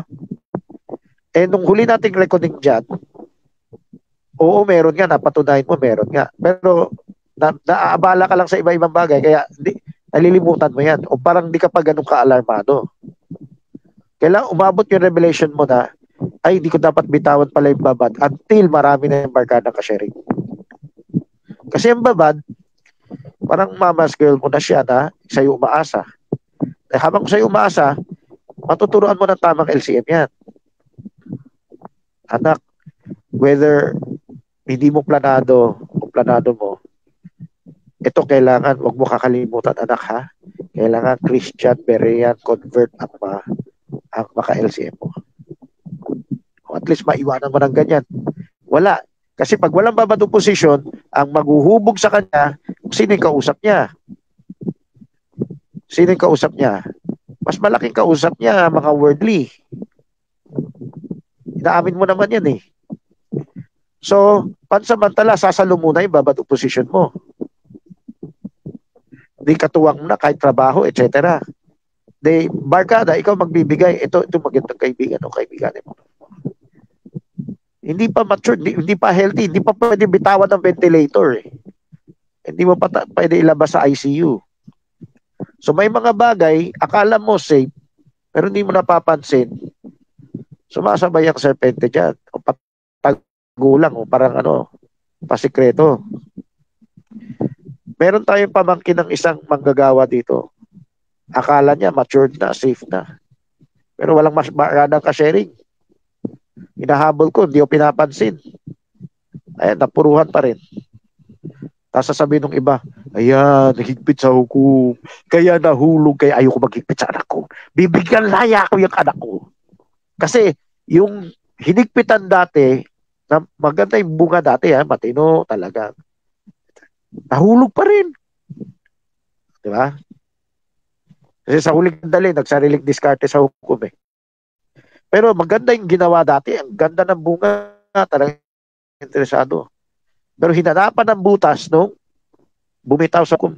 Hindi alam ng nanay na na nagpipintas na bumitaw sa hukom yun.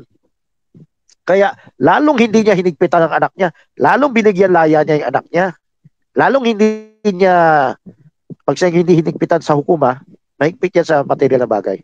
Pero pag higit sa spiritual, lalong winala. Dahil sa maling halimbawa, no? Maling akala, wala ring nagpapaliwanag, wala ring magkukumpisal, wala ring gusto mag-akay paliwanag sa kanya. Wala sa isa inyo nagpapaliwanag eh. Kaya yung nanay niya, nagkaroon ng sariling interpretasyon. Pag naghigpit ka sa hukom, lalong mahuhulog. Tamo? So mahalaga to. May mga bagay hindi mo alam. So kunwari may tagumpay ka sa pa-report, excite siya, na-revive siya sa report. Hindi pa yan tapos. O sabi mo, hindi naman ako ganun pero baka hindi ka nag-aalala, putol lang babad opposition nyo. O hindi ka nag-aalala, di pa dumami ang tubi niya. Parang pagkain niya kung nakakakain ka lang. Pwede na ba bitawan ng ventilator? Di ba? So, yung tubi na barkada, yan yung pinaka malaking protection eh. Pero hindi pa naiipon yung immunity dyan. Mag-alala tayo, okay? Lahat na magulang kailangan mag-alala. Kasi pag relax kayo, diyan, kahit na may konting tagumpay kayo, nag-relax kayo, papupuruan pa rin kayo na kaaway. O sige, Sister Remy.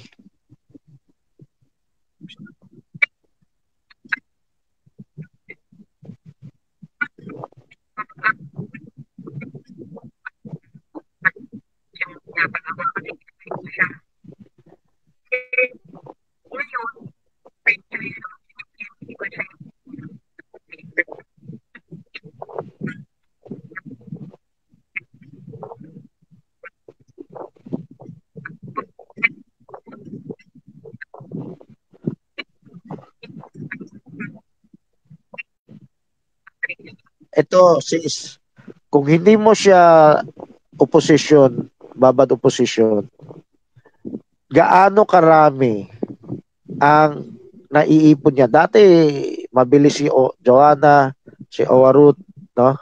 JP David, makaipon, di lang naalagaan eh. Gaano karami na ang naipon niya na umaabot na sa step 6? Nagla-live na siya doon, nagpapaliwanag na siya doon, parang si Erin C. Wala pa nga. Sabi ko nga, pag umabot dyan, pwede ka mag-relax. Pero wala pa eh. Yan yung ventilator. Diba? Huwag mo muna tanggalin ang ventilator pag hindi pa siya nakakaya mag-isa doon sa 2B. Ang 2B, ganito. Sabi mo, nagagawa naman niya mag-isa. Yung tinutukoy mo siguro magsaliksik, maganda na report. Pero ang pinag-uusapan kung dapat mong habulin, dumami ang barkadang ka-sharing. Kunwari, barkada yung ibang end time na young people. Ito mga ibang, tumulong na siya sa logistics naman ni JP David, napalakas na yung opisina nito. Diba? So, DVBS, maraming beses na siya, hindi lang 2 beses. No? So, itong 2B, kunwari online na siyempre may Bible study, umabot sa live room Bible study. Wala pa yun. Yun ang sinasabi ko, kahit pag yan at least meron, no? May fighting chance. Pag meron, hindi yung kaunti, tsamba. Tuloy-tuloy na, nagre-revive na, accelerated na. Talagang nagsasaliksik na siya ng kusa dahil may set up siya, may tanong siya, may tinuturuan siya. Diba? Yun. Wag mong sariling diskarte ito, sabihin mo, tigil ko na yung babad, naghanda siya ng paksa. Pwede pa yan mawala eh. Pwede mawala eh. Alam mo, pag hindi mo babad, mag-Netflix pa yan, pwede maglibang pa sa ibang bagay yan. Nakuha mo? Hindi pa tapos ang labanan. Yung babad, temporary protection yan habang di pa tapos ang labanan. Parang ventilator muna yan. Kung di pa kaya, mag-isa. Magtaas ng ventilator, then oxygen, di ba? Then saka, mag-isa na humihinga. Yung mag-isa na humihinga, Yan, sarili na dumadami yung ano. Araw-araw dumadami, hindi yung taunan ng bilang ha. Araw-araw nadadagdagan yan. Marami kang AI pang-viral eh. Eh kung viral, dami mong taong audience, pwede mo i-minister yan. Oh. So I hope makuha mo sis yung standard. O yung ibang magulang, narinig nyo to, pareho lang, ganyan din lang standard, kailan nyo abulit. Magpatulong kayo kay Remy. Baka si Remy. Yung sinasabi ko, wag nyo kalimutan kasi baka para sa inyo, mukha lang nasa bahay, matino, okay na kayo eh. Di ba? Nagpabasa report lang, okay na kayo eh. Nahandaog nyo lang Sunday night, okay na kayo eh. Nakasama lang sa EBS isang beses, 2 beses, okay na kayo eh. Di ba? O kaya, nakaka-assert kayo, okay na kayo. Yung assert nyo, hindi pa nakarating doon sa dumami yung tubi nila eh. 8 o'clock na. Konti lang nakatanong, no? I hope may sulat yung mga tanong dito, pero sana ma-share nyo to sa Giant Group. Oo. Ito dahil 8 lang yan, dapat wala nang excuse na hindi ma-copy-paste. Dati inaabot na ilang linggo bago ma-copy-paste. Buti ngayon, maaga-aga. Kailangan walang hihiwalay na hindi na-copy-paste. Tapos, ito, dahil kung maganda ang mga pictures, pwede nyo ikalat sa Giant Groups na Tagalog. Okay? Kanya-kanya magkalat kayo. Hello po, Brother F. May tanong po ako. Hello. Sige. Hello po. Si Hasmin to, Hasmin. Opo, si Jasmine po. Hello. Tuloy. Maganda, nakapagtanong ka na. Dito po sa 7 parables, dito po sa Matthew 13, dun po sa tira dun sa verse 33. Ano po yung ibig sabihin ng 3 takal? Maraming paliwanag yan eh. Ang isang paliwanag dyan, Trinity. Isa pang paliwanag dyan ay yung kain ng tao. Shortcut na ako, simple na ako. So, isa Trinity, yung isa ay pagkain ng tao. Kasi pagkain na sa umaga, almusal, tanghalian, hapunan. So, yan ang isa pang paliwanag. No? Bakit po Trinity? Okay. Hello po, Brother F. Kasi may Trinity na nun. Kumbaga, pinaumbok lang nila yung Trinity. Pag pinaumbok, ibig sabihin, may doktrina ng Trinity, dadagdagan pa yung ibang klaseng aral. Nagsimula na ang Catholic Church na may yung Trinity ang pinaglalaban eh. Pero pagkatapos ipaglaban yung Trinity, na nagumpay na sila, yung bautismo lubog pa rin, Jesus na pa rin yung bautismo eh. Saka nakakalat sa iba-ibang, saka na uumbok yung libadura. Okay? So, ibig sabihin, kumalat yung libadura. Sige. Maraming paliwanag yan. Siliksik mo na lang. So, maganda itong ginagawa natin. Gawin nyo sa bahay. At yung ultimate, maraming barkada sharing. Kaya, hilingin mo sa magulang mo, utusan ka na magtanong kay Ruth. At kung di mo nagawa, paalalahanan ka. Hawakan tenga mo. Takutin ka. Yan. So, para magawa at hindi malimutan. Tumulong ka na rin. Kahit ibang magulang, payuhan mo yan. No? Imukin mo. Mag-ipon ka ng mga bata na question answer. Magmensahe ka sa mga ibang bata. Utusan nyo yung mga anak nyo ganyang kaliit kung kaya magmensahe sa ibang bata, made-develop siya. Parang yan ang unang barkadang kasharing niya. May nagtaas ng kamay, gusto magtanong?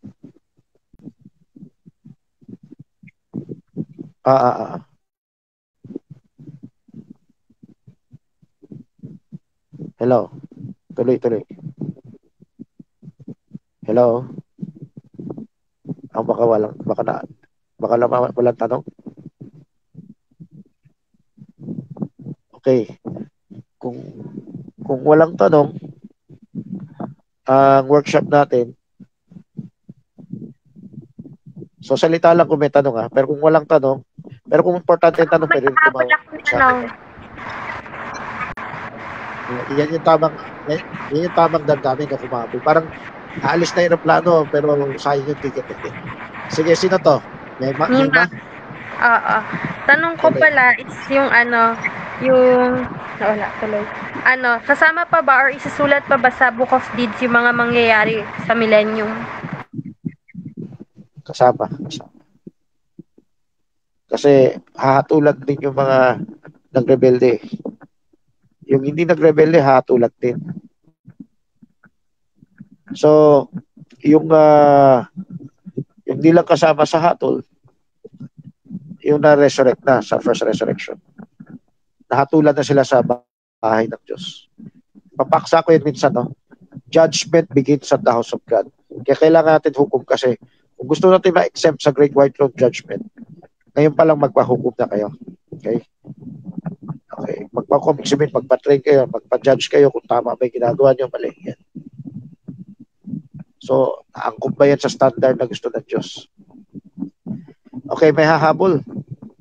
Sister Betcha, hahabol? Parang nakataas yung kamay. Okay. Hindi nga mabol. Habol. Nakaranas ba ng kamatayan siya? Lumabas si Brother Owen Ang tanong niya, ano raw ang who are the real fivefold minister? Ulit mo nga ikaw. Ito yung tanong niya, who are the real fivefold ministry in the last age? And how to know if they are truly anointed by God? Okay. Yung ang tamang term, lahat may fivefold gift. Pero hindi lahat may yan. Siguro ang tamang tanong, sino yung kumpletong nagpapagamit sa Diyos? So, nandito sa Berean Hukom Ministry. So, let's say, hindi naman nila abot yung paliwanag ng hukom. Yung may pagka-Berean. Kahit hindi natin nakakausap yan, may pagka-Berean yan. Okay? May maglalabas ng katanga yung pagka-Berean yan. Kasi sincere yan eh. Yung hindi matured Berean, minsan hindi yan sincere. Okay? May gift sila. Kaya nila magparami ng tao. Meron silang napapatupad na tama at kinikilala din sila ni Barbanab, the anointed ones at the end time. Pwedeng kapos yung alam nila sa Diyos. So para maging kumpleto, ang term ko kumpleto. So kung tunay na fivefold, maraming tunay. Si Balaam may gift, di ba? Galing din sa Diyos yan. Pero yung kumpletong nagpapagamit sa Diyos, yung may espiritu ng pagkaberean. Okay? Sige. Brother Nico. Overtime na tayo. Bilisan natin. Nakaranas ba ng kamatayan si Enoch? Nakaranas. Yes and no. Yes, dahil considered na kamatayan na pumasok sa fifth dimension. No, hindi siya mukhang namatay sa ordinaryong paraan. Kasi parang nawala siya. Para pumasok siya sa... Hindi pinaranas yung kamatayan. Yan yung ordinaryong paraan. Hindi nakaranas ng kamatayan. Alam mo ba tayo, meron sa atin makakaranas na rapture na hindi namatay na libing. Pero biblically, may nakasulat, he has passed from death to life. So by pananalata definition, kahit na hindi ka nakaranas ng literal na kamatayan na alam ng tao, dumaan ka pa rin sa kamatayan sa pananalita ng Bible. You're passed from death to life. So, ganoon din si Enoch. Sa mata ng tao, hindi siya nakaranas ng kamatayan na alam nilang kamatayan. Yung tumanda, nagkasakit, o tumandang namatay, no? Ang kamatayan ni Enoch, katulad ng rapture yan, na bigla siya nawala. pumasok lang siya sa mundo ng patay. Para mundo ng encounter sa Hades dimension. So, yan ay hidden mystery, no? Kung paano tinago yung katawan ni Moses. Si Enoch parang ni-rapture. Pero rapture niya pumasok sa another dimension. Yan. Okay. At Tungkol saan hindi yung mo to tinatanong, singit ko lang. Sige. Yung ano? Sige, tuloy mo lang, Brother Yung Book of Francis. Enoch, gusto ko yung singit eh. Ano yung gusto mo itanong? Gusto ko lang malaman na yung ano yung vision niya, yung nakita niya. Okay, bibilisan ko lang. Meron tayong Book of Enoch, nagkukwento ng vision niya.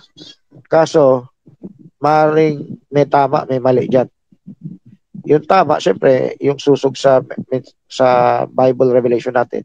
Yung mali, sobrang mundo ng engkanto na alien UFO. Okay? So, ganito yung may vision siya sa second coming of Christ, no? So, anong gagawin natin pag nabasa natin yung Book of Enoch?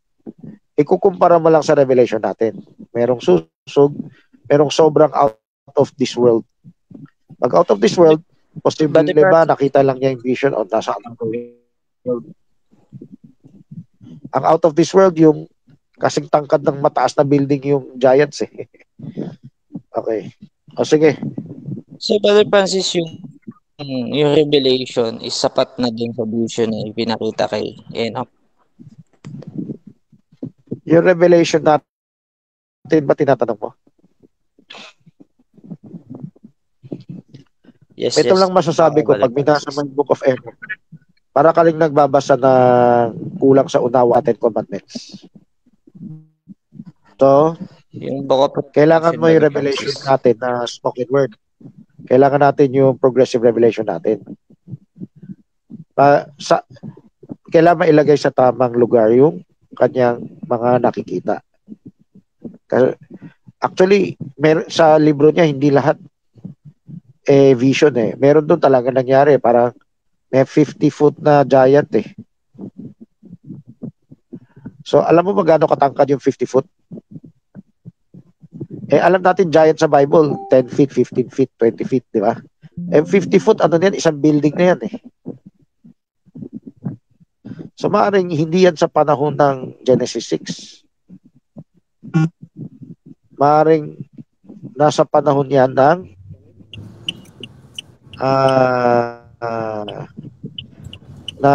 nasing panahon yan ng mga angels.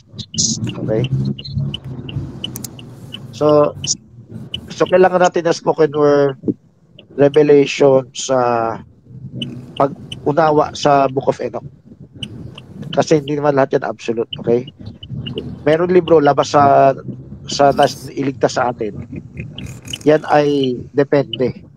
Okay? Brother Francis, bakit hindi isinama? Ang sagot mo kasi sa tanong ni Jaisel, huling na isulat. Pero di ba magkasama nakuha lang sa Dead Sea Scroll yung text na sulat ng Book of Enoch? It doesn't mean nasa Dead Sea Scroll nakuha nila kay Enoch. Ang Dead Sea Scroll, nag-iipon lang yan ng mga dating kasulatan. So, bukod sa Dead Sea Scroll, may tinatawag na Masoretic text. Ito Masoretic text, ito yung tanggap ng mga Hudyo. So, itong tanggap ng mga Hudyo, sure tayo dito. Kumbaga, na-canonize na ng Hudyo. Hindi Katoliko ng Hudyo. Bago nagkaroon Katoliko mag-canonize, may nag-canonize ng Hudyo. Okay? Ibig sabihin, kung alin lang ang tatanggapin ng Hudyo, yun lang ang isasamang text or libro. Halimbawa, yun na buong Bible, di ba? Yun lang yung binabasa natin, di ba? So, yung libro na ipa-survive sa atin, tinalaga ng Diyos yan. Yung hindi nakahabol sa Masoretic text, Holy Bible natin ngayon, yun ay Hindi kasi dati kalat. Anong gagawin natin dun sa hindi labas sa Bible? Pwede rin may katotohanan dyan, pero hindi pwede sumalungat sa revelation ng Bible.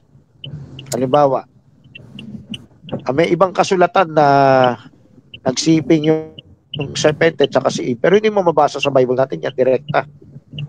May ibang kasulatan tungkol kay Lilith, pero hindi mo mabasa dito sa written Bible natin. So, marami pa iba. Ganon din yung Book of Enoch. May mga nakasulat doon na wala dito sa Bible natin. Pero, ang dapat natin ituring ganito. Hindi lahat itatanggapin mo na kapantay niya. So, ang gagawin mo, pag sumang-ayon siya, okay yan. Pag di siya sumang-ayon, ano yun mo, gumamit ka ng common sense, di ba? Halimbawa, yung 50 foot na giant, baka hindi lang 50 foot na, 100 foot pa nga 1,000 feet pa Yung mga ganyan, pwede lang yan sa panahon ng mga anghel. Hindi yan sa panahon ni Noah. Nakuha mo? Sa panahon ni Neo, may somewhere in the middle. Hindi sobrang laki. Yung sobrang laki, kukulangin kayo pagkain. Di ba? Agree ako, Brother Francis. So, kailangan natin maging berayan. Pinaintulutan ng Diyos yan, kailangan maging berayan tayo. Hindi lahat si Enoch yung nagsulat. Di ba? Ginamit lang yung pangalan ni Enoch. Yes. Ginamit lang yung pangalan ni Enoch. Lastly na, Brother Francis, ito trending tong tanong. Kasi yung ano ba to, Awakening Church, di ba? Kung nabalitaan. Tanong ko lang sa iyo to ba, personally lang. Tama ba yung intention ni Kristo na tawagin niya yung kanyang ama? Ang Diyos ay magnanakaw, mamamatay tao, parang ganun. Halin tulad lang yan, pero hindi si Kristo yung nabasa kung ganyan. Meron sa Lumang Tipan, parang siya ay man of war, siya nasa sa Quran pa lang yun, no? Mandaraya ay Diyos. Sabihin, matalino ang Diyos na paglalangan niya kaaway. Posible yan sa Lumang Tipan. Pero kay Kristo, hindi ko direct nang nabasa yan. No? Ngayon, kung nabanggit yan sa Lumang Tipan, hinahalin tulad lang yan sa mga kunwari tuso yung tao, mas matalino yung Diyos, parang ganyan. So, kung patay ang Diyos, may tamang unawa dyan, di bilang murderer. Pumapatay yung Diyos kasi may nakatagong hiwaga dyan, may kabutihan dyan. Okay? May tulong yan dun sa taon nilang natin. Hindi nyo lang naisip, yung maagang namatay, bawas yung taon sa lake of fire. Bawas yung hirap nila sa lake of fire. Yung magnanakaw, Brother Francis, di ba sabi, si Kristo pala. Yung isang magnanakaw. Tama ba yung term na... Wala akong alam na talata, sabi ni Kristo magnanakaw ang Diyos. Hindi. Mali yung term ko, yung ang sabi dun sa talata, di ba, darating si Kristo bilang isang magnanakaw. Oo, nakasulat yan. Ano yung tanong mo dyan? Kung tama ba yan?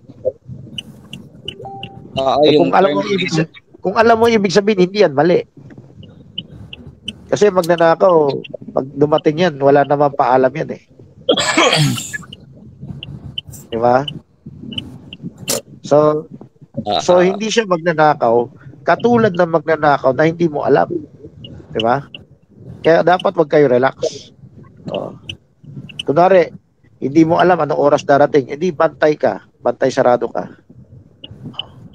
So, kung maganda yung mensahe, hindi pwede mo lang ma-misunderstood. Si Jose, may tanong wala. May tanong ko ba kung malayo pa yung pasero ko tanong ko, kayo sa mga giant may pumasok sa aking tanong Noong sinumpa si Cain, di ba 3 pa lang silang tao doon. Natakot siya, baka may sasaktan siya. Ngayon, sino yung kinatakutan niya doon? Tatlong tao pa lang naman nandun sa lugar nila. So, panoorin mo yung, nalimutan ko yung pamagat Meron ng broadcast tungkol sa prehistoric man. Okay? Pero hindi prehistoric man ang pamagat. Tanungin mo na si Menan. Personal sa series. Kalahi din yan sa papatay sa kanya. May mukhang tao na nun. Okay? Prehistoric man. So, hanapin mo yung broadcast ko. Nalimutan ko yung title Yung Colossal Time Clock na banggit lang yata yan. Pero siguro Murderer from the Beginning or what, no? Ibaybayin mo na lang. Kaya tayo may listahan ng mga pamagat ng Sunday broadcast Yan pwede nyo i-workshop na yun. So, okay. Workshop na tayo. Hello? Paki-pray, Brother Nico. Brother Francis, last na to, okay lang? Oo. Magkaiba ba ang Hades at Tartarus? Magkaiba ba ang? Hades at Tartarus. Oo, yeah. Hanapin mo yung hell o tatlong impyerno sa Tagalog sa serye. Okay. Si Cristo ba, bumaba, sa Hades siya bumaba, di ba? Hindi sa Tartarus. Sa Tartarus. At sa dimension din ng Hades. Sa dimension ng Hades. Okay, sige. Okay na yan, Brother.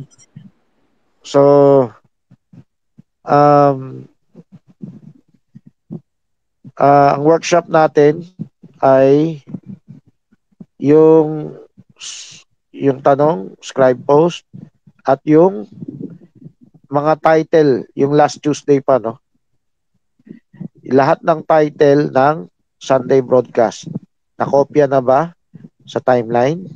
Okay? Tapos, ano yung hindi naintindihan? Siyempre, kung sabi lahat, di ko naintindihan. Pamili kayo ng gusto ko ito malaman. Ganyan lang muna. Bawat isa magsabi, ano gusto ko muna ito malaman. Kung merong gusto sumagot, pwede kayo sumagot. So, bahala na sila Marjorie kung sagutin o hindi.